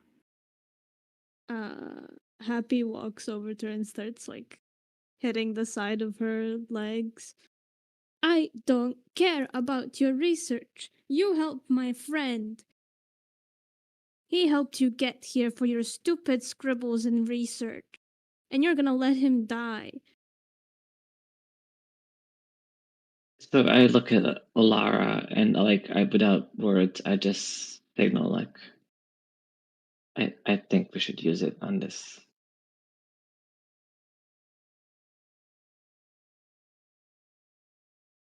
She looks at all of you. Then how about this then, as a counter-argument? He is a crew member. No ill intent to the guy, has no knowledge of what's down there. What if we are investigating and we have the same thing happen to us? This is our last resort. We'll be in much more harder dangers down there if we come across more of those things, trying to uncover the secrets that we're looking for, all of us looking for, yes? What if you turn to stone, Val? We won't be able to take you back up. You'll be stuck down there. What if we had to run away? Skippy, as much as a great crew member he is replaceable. We all are. We aren't. We are. As much as it sounds harsh, I sort of agree with her there. We are planning on continuing on. Most of the crew doesn't have to continue on with us. No, and it's just Happy. No, Happy. What I'm saying, Happy. Listen just for a second. Listen just for a second longer. As soon as we get back, which we will, we can still find a way to cure him. There's lots of fantastical magic, lots of spells that can save him. We just can't save him right now, but we can save him later once we're successful. I think. Because she's right. We still have a long way to go. We don't know what else is waiting for us down there. Would you let me turn it's much more dangerous for your research? Can I get an Arcana check? I want to see if he'll be preserved. Sure, yeah. You can roll a Arcana check. In fact, instead of Arcana, because this is your magic, just roll a Wisdom check, since it's a higher roll. Okay, so a 17, a 20. 20, okay. Just as what you saw, if the same thing happens to Skippy as happened to the fish, they are almost completely encapsulated and kept as they were all those years ago. So they will be preserved. But the only way to revert this, as you would know, is through a spell of this manner. Something potent, something strong, something that can remove curses, can remove petrification. This process will turn them to stone, but it will preserve them. It won't kill them. It will just keep them frozen in time. As long as the stone body itself isn't damaged. You can be killed as a stone statue, but you won't die in this form. Okay, so I say, I think we can save the scroll and save him. I don't think that this is death. It is pain, but it is not death. If we get to the ship, I have some purpose with me that will ease the pain, and it will be like falling asleep. And we can get him to someone who can help him. I think that's the best solution that we currently have that doesn't divide us. I promise you, Happy, he'll be fine.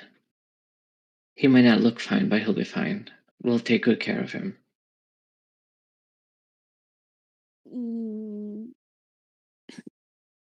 Happy doesn't seem to be satisfied fully with that answer. He's just glaring, but he's not gonna respond. Mm-hmm. Just quietly hisses, looks back to Tyan to see if she agrees to this. And if she does, she's gonna back down. You see she's just kind of like shaking her head the entire time. And then you notice kind of a flex in Skippy's hand as he just kind of like asks her to pay attention to him. Unable to speak because the growth has grown around him, his eyes just train on her. And she just kind of looks at him. All right, I guess if you can help him get to sleep and let the process take place, I'll make sure he's safe until you return. But promise me that you are going to remove this, whatever it is.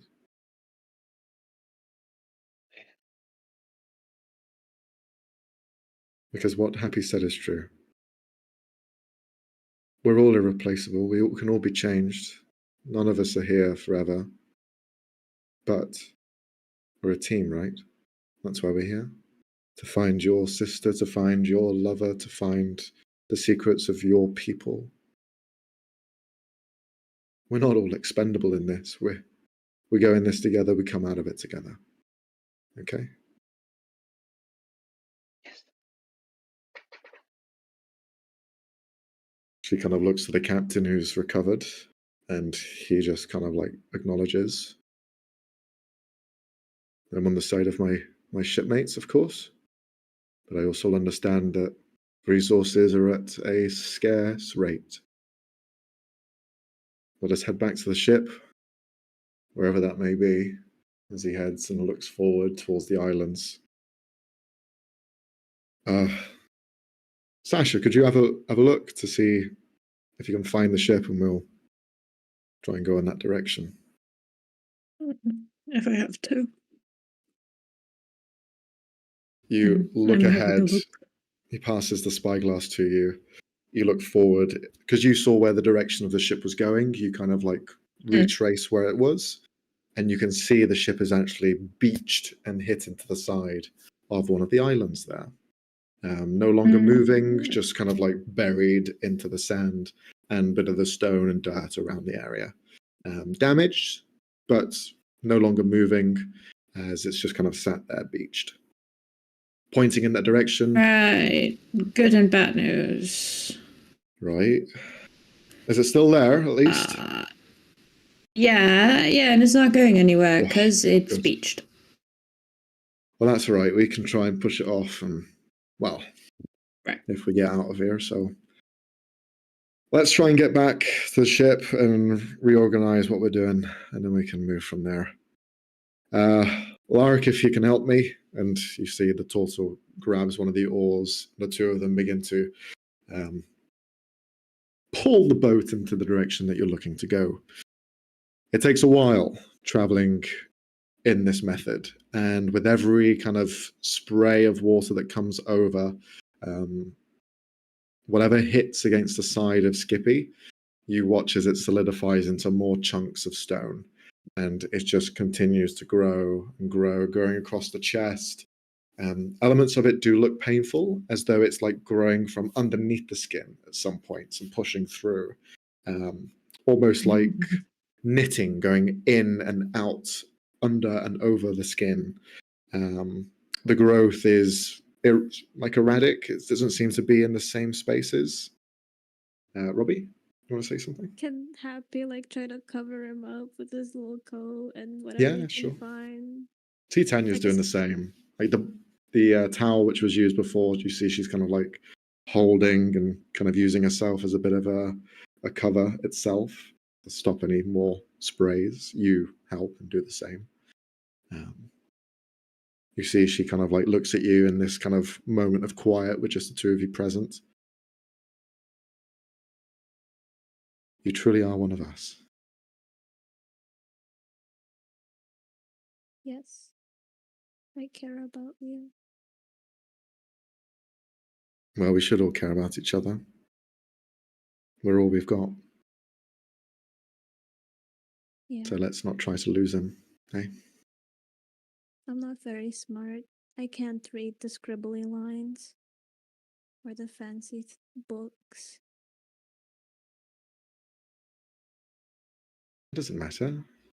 Why does that matter?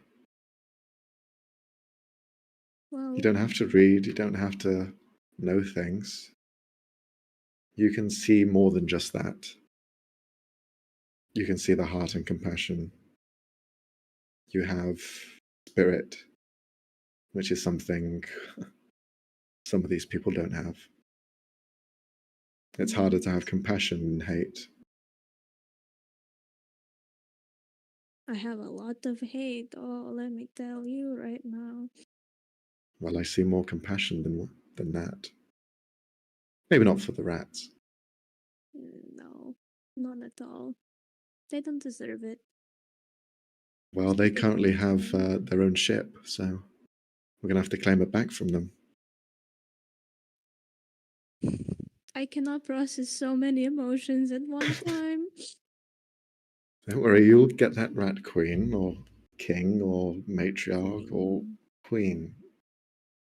You'll get that queen. I want to help Skippy first. Me too. Me too.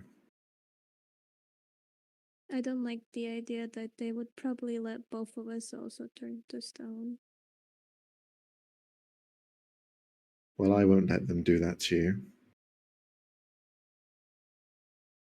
And I'm just sort of passively listening to the conversation and just sort of I look at Happy and just sort of let them know, like, neither would I. Still glares. Like, if you would let Skippy, you would let just like, you know, the side eye cats give you? Yeah, that. And it was like, I reached out my hand. It was like, want to help me with something? Careful, they might bite. And I sort of very much like you're there getting ready to bite you. Choose your next words very carefully. And I mean, I know it's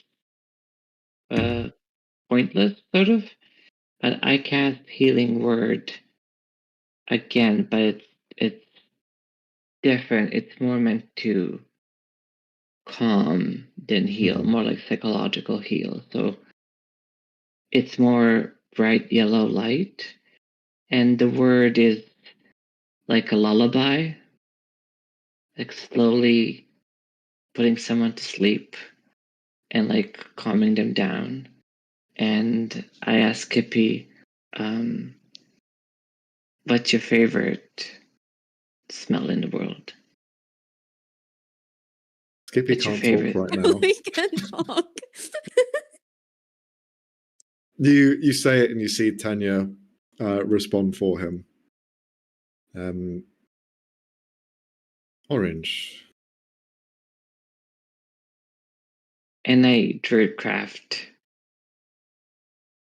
orange, like the smell when you peel open an orange, and that first spray just sort of it's gentle. It's you guys are ruining this touching moment. This is just cats don't like citrus smells. Okay. They run away from them. So just Happy just starts.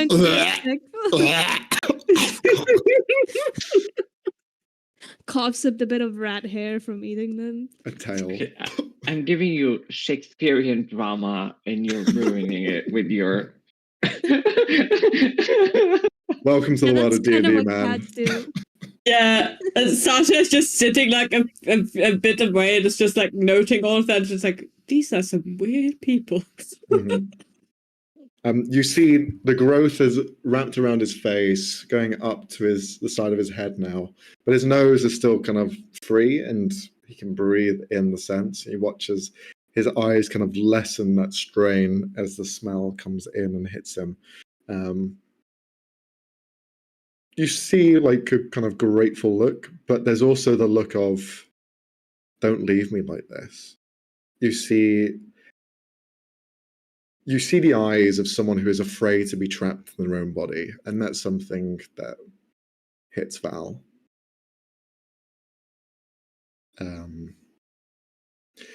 Eventually, row, further. I avoided it, Leonie. I avoided it. You would have said some bullshit. I didn't say anything. I did not say anything. But you row closer and eventually find your way to, not next to the ship, as fighting the current is quite hard. You find yourself on kind of the other side of that island. Again, another kind of like softer sand area. These elements are kind of like sand and dirt and stone, and there's a bit of like wildlife, sort of jungle-esque kind of topland to them. They're not overly massive, but there is enough density there that you can hear animals are in them. Especially the string of islands, they form like a circle formation. There are further in smaller islands. There are some further out, but they're all kind of in this small gathering, if you will. You get off the small dinghy. The equipment is now being carried by Lark as he kind of has everything with him. But all of you still have those rings placed on you. Sweet ground. Just on the ground, touching sand, going, yes, yeah. Sand. Jeez, and we're the weird ones. I don't say anything, but I nod. Like, wow. Okay, I need this. thanks. I'm living through you. This is amazing. Okay, you disembark from the small ship. You see Marlowe's kind of looking around. Right, let's try and find the ship then. I think it's on the other side of this island. But let's just spread out a little bit so we're not on the same grouping.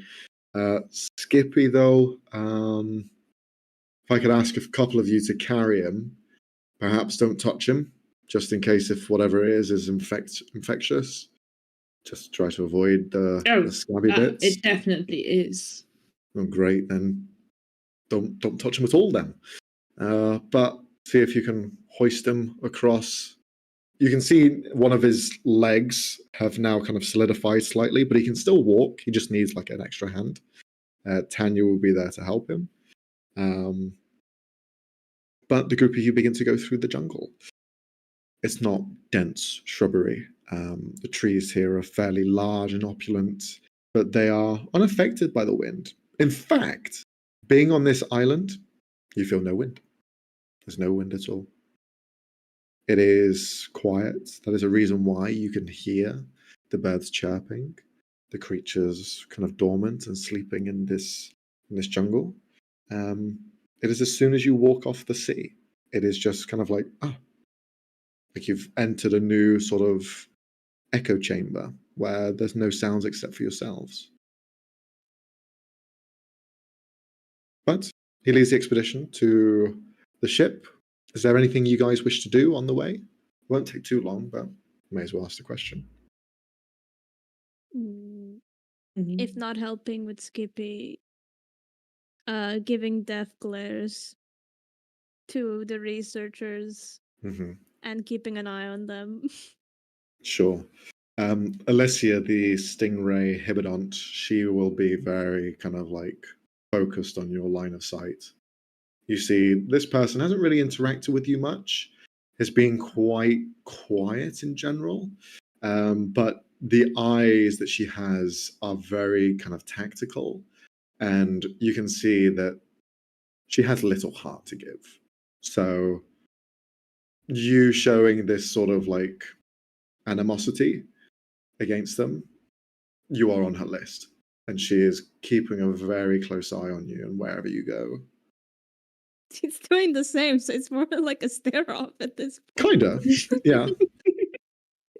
His hairs are like standing up a bit, looking at her, just like, you know.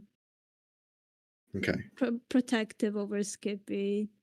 If she tries to come closer, he immediately just like. Sure, yeah. Arch back, just instant. Yeah, pretty much. Dagger in hand.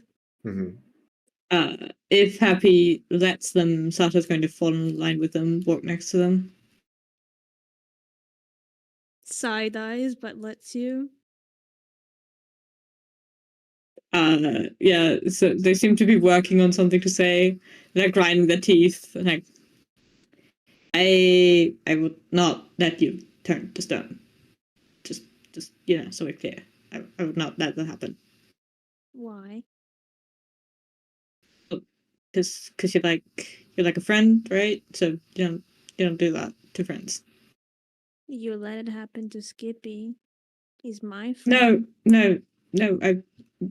If the situation was different, we wouldn't be letting that happen. But it's the pragmatical. It's pragmatical. It's the smartest I don't know what solution. That word means. Oh, okay. Okay, so it's the cold but smart thing to do. I guess that's a simpler way of saying it. It just sounded like a more selfish thing to do. Well, I guess you could see it that way. It's I do not more... know what this is, Happy. You know this. Neither of us know what we're fighting against, and unfortunately, we only have one cure. I'm not happy about it either. But here we are. I'm not happy with the decision. You're not gonna change my mind. I'm not trying to. No, you're allowed to be mad at us. It's just... I am. No, it was a call we had to make. So. And I sort of I feel like it's taking forever to find the boat and therefore get the medicine he needs. Can I turn into an animal? Sure. And like try to find the boat faster? Yeah. What would you like to turn into? A rat. And I'm on top of the You're tree. testing your luck with that one. Okay. Can I... let's see. Can I turn into a monkey of any sort? Yeah, of course you can. Okay. Which monkey would you like to turn into?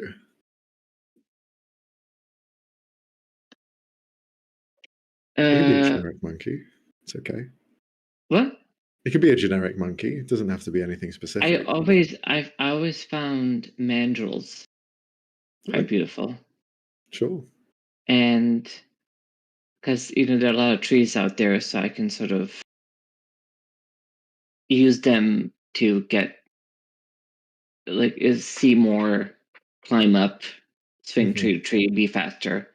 So I'm a mandrill, but I have... That's the evil monkeys from Hunger Games. It's also Why did you choose that one? It's also the baboon from Lion King. Yeah. Okay. Yeah. That's the evil monkeys from Hunger Games.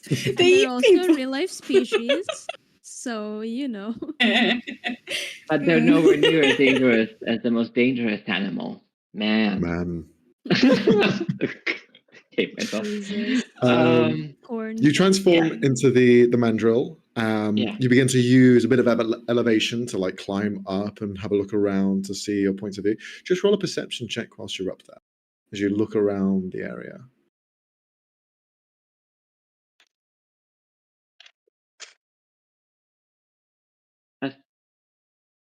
A 6. A 6, okay. You look around and you can see the ship straight away in vision. You're not too far away from it.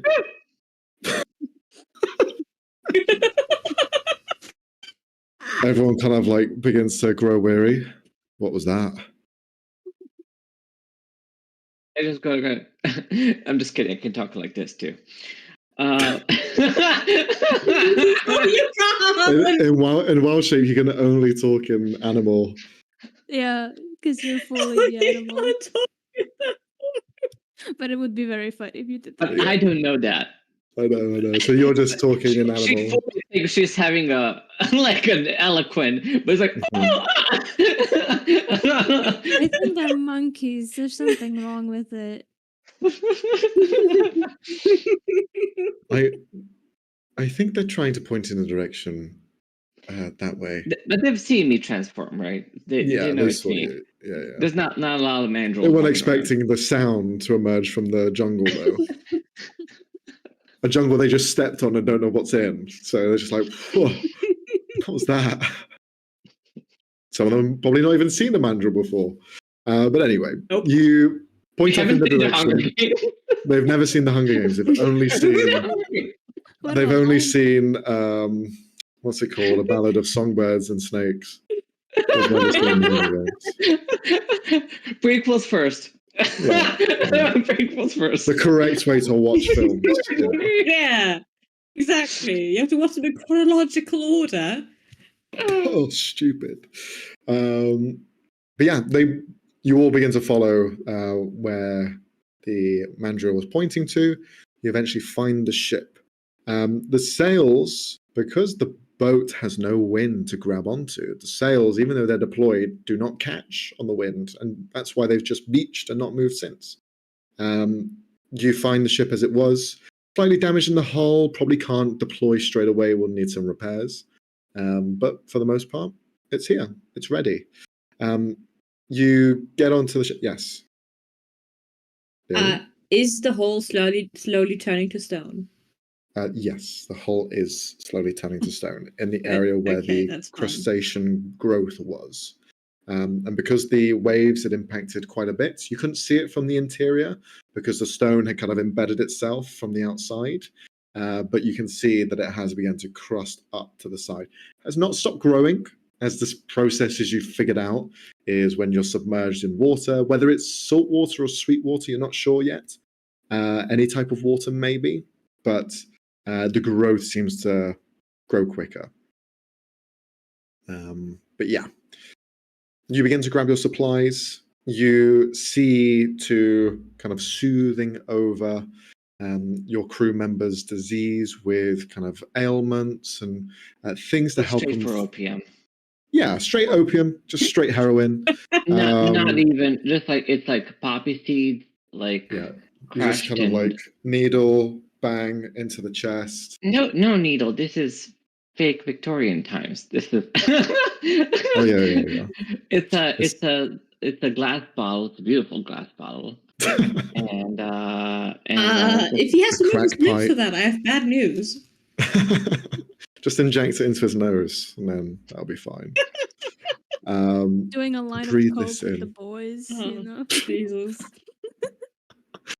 You just had to understand any of these references. While that's happening, can I have a quick chat with the captain? Sure. You see he's kind of like preparing everything. You see he's like jostling on some armor for himself.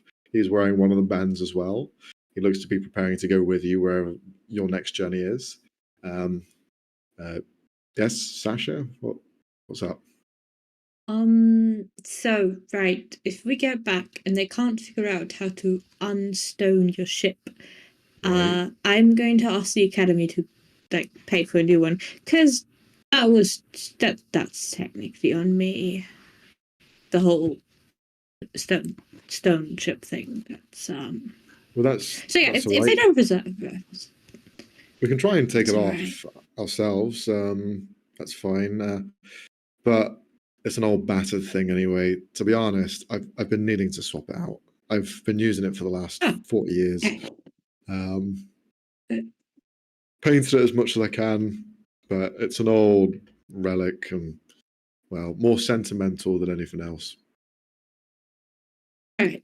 Still, if you want like repayments, I can.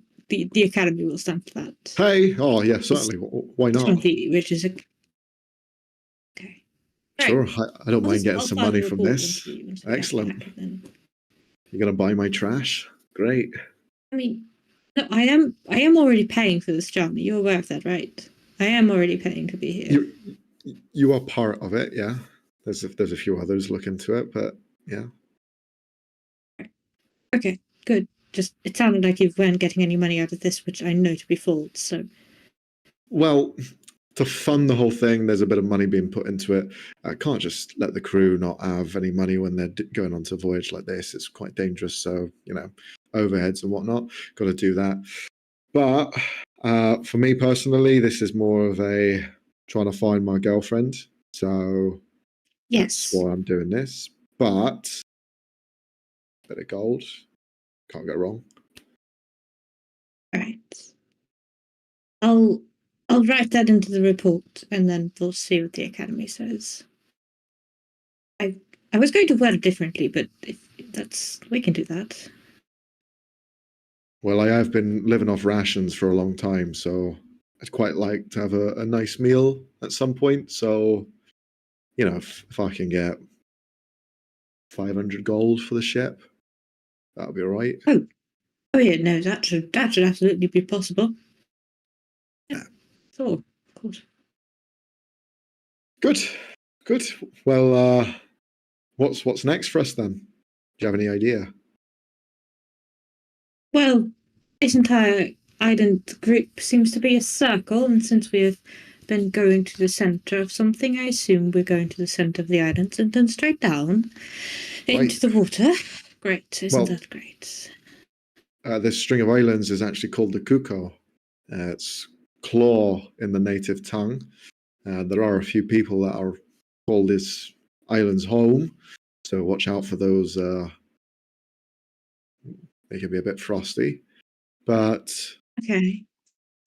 Center of the island is Motu Paraiso, I believe.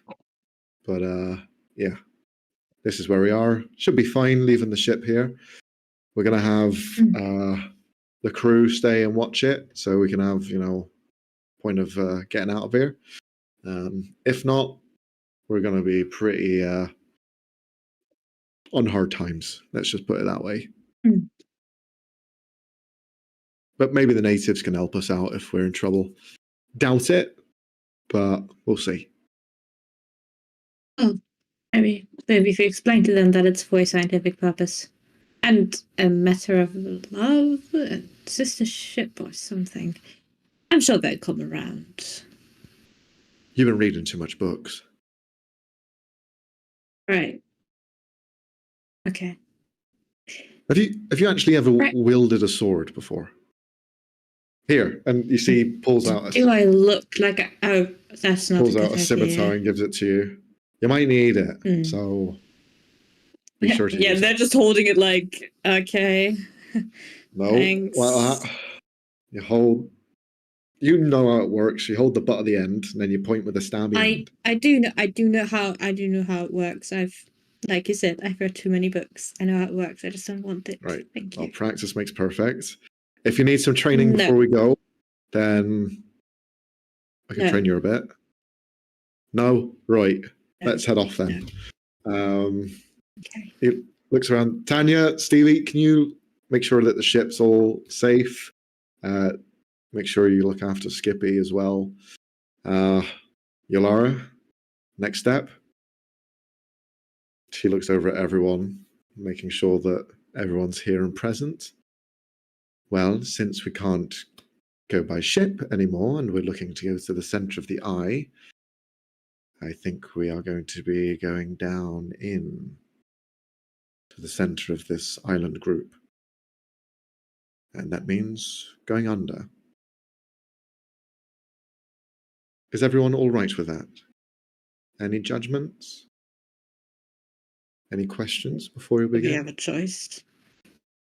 You can stay here with the ship if you'd like, but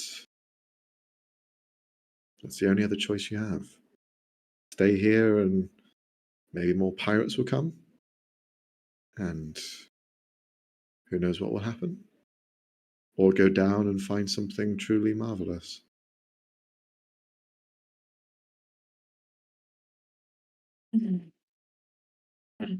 We've made it this far. Happy's gonna turn to Tanya and like motion her to get. She gets closer. I'm gonna make sure they keep their promise and come back and help Skippy. Are you gonna be okay here? I'll be fine. Stevie and I, we're good enough with a sword if anything were to happen. Stevie's more diplomatic than I am, but necessary. As well, look out for the captain, okay? He's one of us, not one of them. Okay. Gives her a quick hug. Don't turn to stone, please. See, she kind of like nibbles the side of your arm as you hug her, and she just kind of pats you on the head. Enjoys it for a second, then lets go. Turns to the others. Well, I'm going. Stay safe down there, Happy. Thank you. I will try. I'm not the best at it, though. You far exceeded my expectations.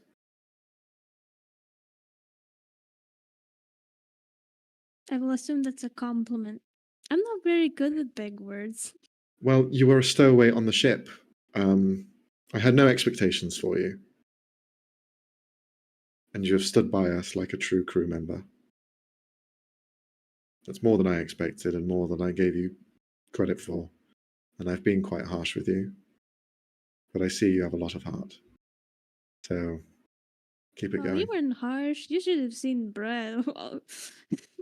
Again, I don't know if this is like in your head or not. I really don't understand. No, he's pretty real. I think. Okay. I will be sure to look after your dolls as well. Oh, please fix them. I'll try. You don't have any glue left, but I'll try and do something. Okay. Are you okay if I use string? Yeah, that's okay. Okay. All right. Good luck. You too. He walks away. Goes over to Val. Just stands beside her, doesn't do anything. So we're all in agreement then? Down into the belly of whatever this is? Looks at Val. Oh, right. She's still a monkey. She's still a monkey. Still a primate. Excellent. Okay. Let us go then. Please ensure that you have your bands on. Don't want that to be removed. They are tight. They will allow you to breathe. And they will keep you grounded to the ground. So try not to fall into anything because you will go further. Let us begin. And begrudgingly puts it on. As it rips around your neck, you all begin to, in a line, walk off the shoreline towards the water. As soon as you begin to breach the water, you feel the wind pushing past in front of your face. It is just that kind of like chamber of peace on the island, and then the battering of wind beyond as you push through the wind, push through the waves, the water, and go deeper and deeper. As soon as your heads find the water, a bubble fills around you. Crystal clear, and for a moment is there, and then the frost begins to solidify and becomes just a bubble around your head that is indistinguishable. You press against it, and it seems almost impenetrable. You hit it harder and harder, and it just kind of like bounces back. You talk, and you feel the vibrations come through, and you can all speak to each other as normal, as though you're talking through the air. You can breathe normally, but you are weighted down, so you cannot swim. You cannot kind of float upwards. You're always stuck to the bottom of the ground. Your feet are like weights, but you move at the normal pace and speed that you're used to. You're just encumbered by nothing but the equipment that you carry, and anything that you have on you also is weighted down. This enchantment just kind of focuses on the body that it's attached to. You begin to tread down deeper and deeper into the waters. As you do, you begin to see elements of nothing, expanse. It is hard to see in the light because there is not much light, but the breathers that you have do give off a faint glow, that magical glow that surrounds each one of you. It's faint, it's yellowish in color, as it glistens with the golden sheen as the necks do. But you just trudge long and further in. As you do, you begin to see no longer expanse, but instead elements of stone rising upwards in areas. You find elements of floating stone around you. And then you see to your right a chasm, a huge carving in the ground that is a trench that just expands and expands. You see there are floating elements of stone around the mouth, around the sides, and there are just clusters everywhere. As you walk and walk, you find that it is uneasy, unnerving. And you can see shapes in the water every so often shift and move above you. Just shadows moving past and shifting around. I would like one of you to choose these skills. There's a perception check, there's an arcana check, and there's a survival check. You guys can choose who does what. I'd like to do arcana. Okay. What did you say, Happy? I'm pretty good at survival. I mean, survival and perception is same, so you can really pick which one you're better at.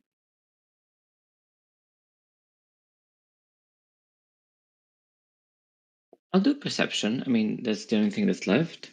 Okay. So each one of you roll your rolls and let me know nice. what the score is. 22 for the arcana. 22.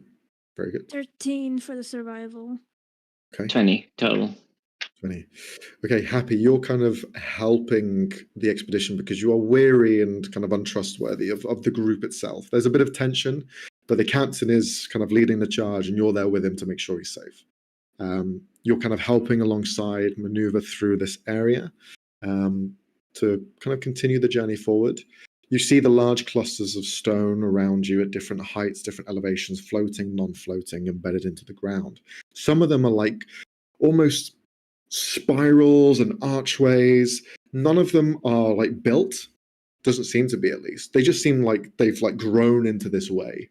You can also find some that stretch outwards, some that look very spiky and kind of almost oblong in shape, some of them. None of them have like rhyme or reason for their design. It just seems to have happened in this way. All growth seems to be sporadic. With the arcana check, Sasha, what did you roll? It was a 23? 22, yeah. 22.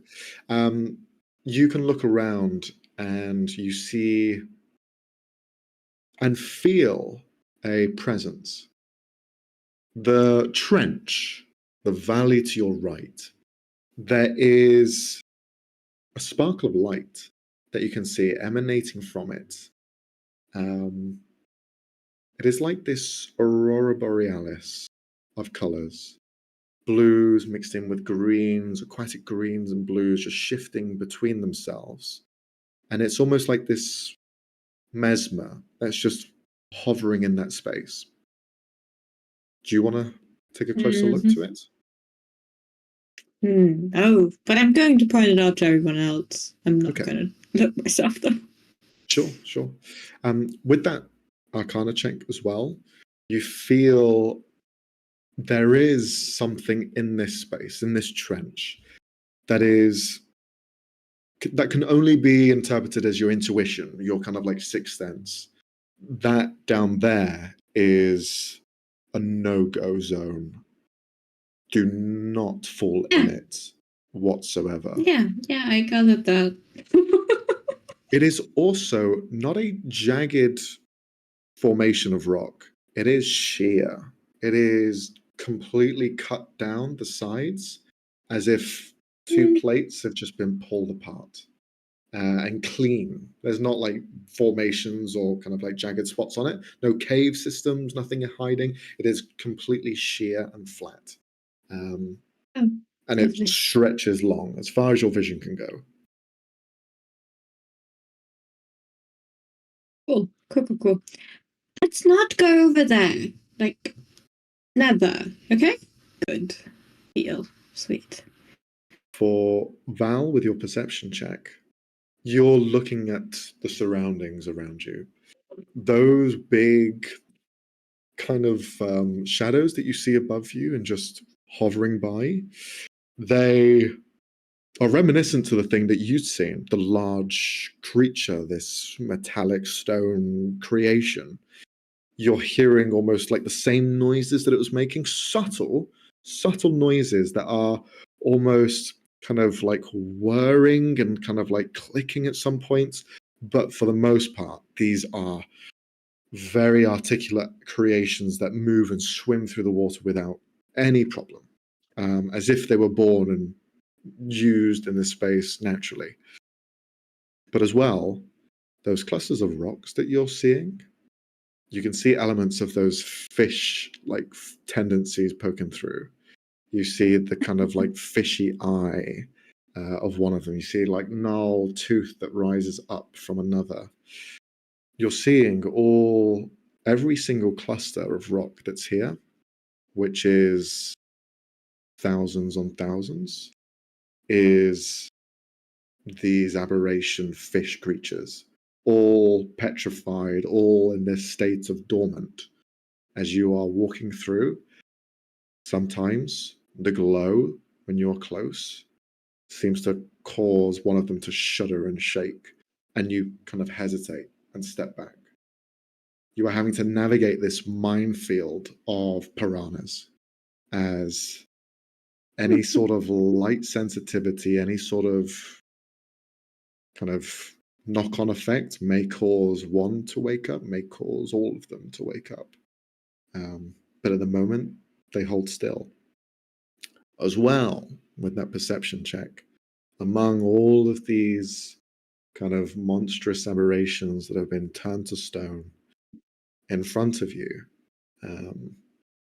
surrounded by a cluster of that same rock, you see what looks like a person embedded within, reaching out, held completely in stone, the stone growing out from their eye socket and pushing out from their head, the rest of it growing around their body.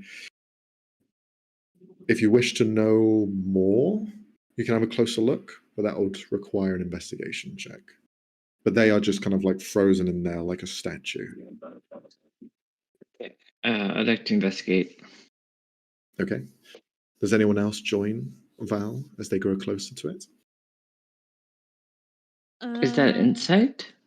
It will be investigation, so it's an intelligence-based ability. Okay, sorry. Happy will be nearby, but not really helping her out. I don't think you can. I would help. I would also go. I'm not good in touching distance, but you know.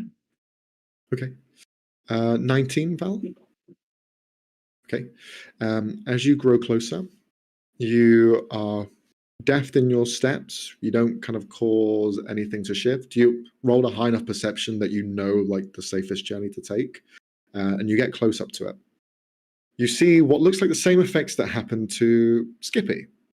The growth of stone has completely petrified this woman who looks to be a warrior in kind of like ceremonial looking robes, a Triton woman, a person of the seas.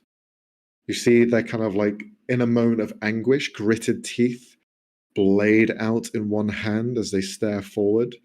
But clearly they have been completely kept to this moment, kept in stone.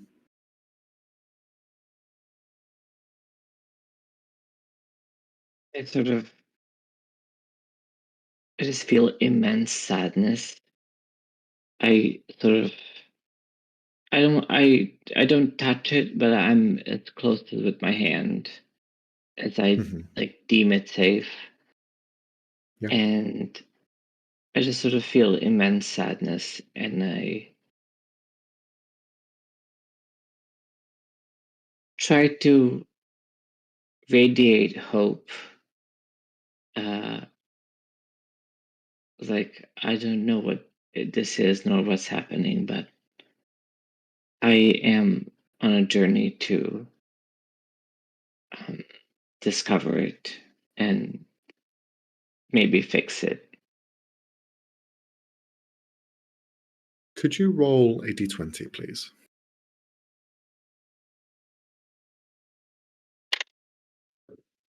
A 16. Okay. You can see part of their kind of outfit. There is this like coral that is pure and visible through the rock that's grown around them. It's dull, it's grey like the rest of her, like this blackish basalt rock that's grown around her. Her blade is slightly kind of like curved. It's not smooth. It follows that same sort of pattern as a random coral vein may do. And you can also see, although one of her eyes has completely been pushed through by rock, the other one has this kind of like tattoo of the same sort of pattern. A kind of almost looks like a lightning bolt, jagged, but you can see close up that it seems to be some sort of pattern of a coral sort of branch. Again, that kind of like jagged display branching out at different areas. As you kind of reach out and display this moment of affection, of kind of sorrow for her position, you feel there's something in the water. And for this moment where you kind of have this moment of tranquility here in this space, you hear what is like the sound of 1,000 voices just singing in harmony. It is subtle, it is non-invasive, but it seems to almost flow with that same momentum as currents go by back and forth. And you feel it's almost this pull inside of you. It's hard to describe, but for moments in your life, you felt as though you were almost nothing. You were not needed in society. There was something that was lost. There was something missing. This almost fills that void for a second.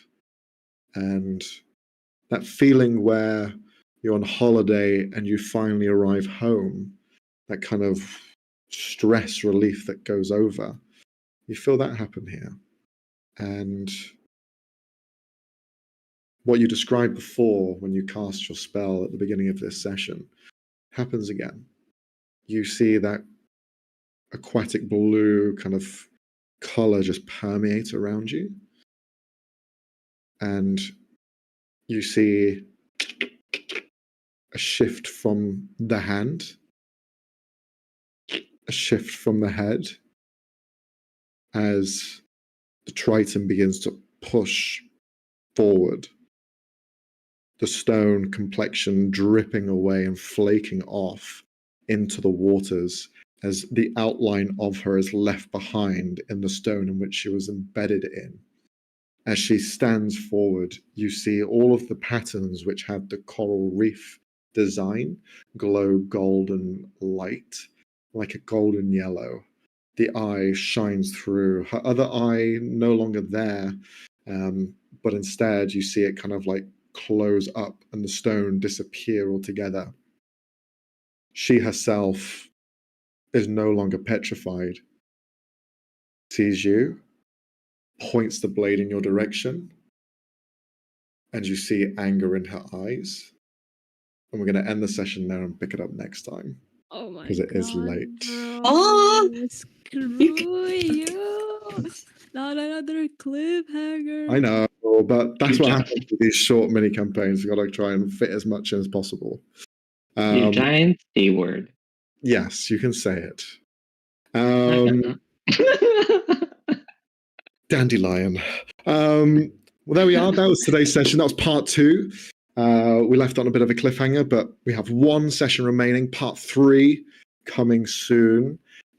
Date yet to be confirmed. We still need to confirm it amongst ourselves. But hopefully you guys enjoyed. There was a bit of a change in tempo halfway through the session. Interesting to see where that goes. Happy, not so happy. Sasha seemingly aligning with researchers instead of the party. And Val, what the fuck is up with Val? Val is unparalyzing people. That's what what's happens when up. you get old. You just start hearing like 1,000 voices singing in harmony.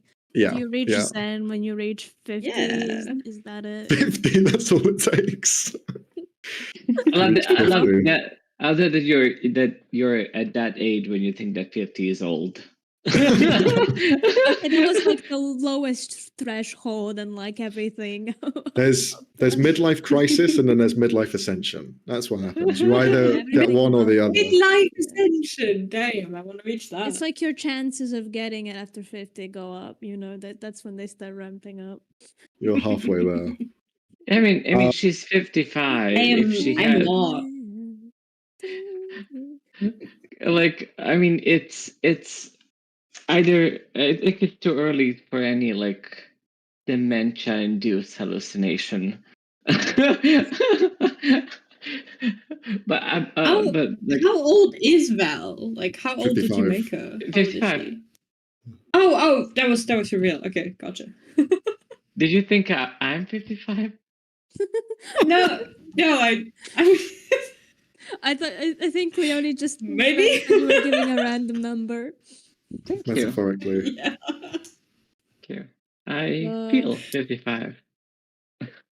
To be honest, I did not expect Happy to not be happy, but then they decided to be classes, so here we are. Them, us, enemies. Who does Happy hate more, the Rat Queen or their party members? Oh, they don't hate the party members. He's just very cross with Val and Sasha, but he doesn't hate them. He's starting to hate the researchers, the researcher trio. Well, you know, except the third guy. He's alright. He didn't do anything. He didn't say anything. He's a turtle man. We all love turtles. Yeah, and he saved Skippy, so you know. Well, honestly, turtles have a books, bad, but like a bad. The other two, I'm just saying, I hope they're not hanging off of a cliff very soon because we're gonna have a Lion King happen. Like one finger by one. Yeah, pretty much. The claws just go on each one of them. Yeah. Goodbye. Long live Skippy. Long live the Rat Queen. Well, we would have to make sure to take the scroll off of them before we kill them, okay? Yeah, otherwise it's pointless. Okay. Good. Obviously. Okay. Well, there we are. That's part 2. Thank you very much for watching. We're going to wrap it up here. So thank you for watching, and we'll see you next time. Stay tuned for more chaos and crazy stuff. Bye, bye, bye, bye. Also, join us on Sunday. Sunday. Are we having a Sunday? Are we having? Yes. We having. Yes, we are, Leonie. Yes, we are. Yes, Okay. we are. Yes, we are. Yeah, don't do this to me. Don't do this to me. Please, we need this. Please. Okay, bye. Okay, join us on Sunday. Bye. Bye.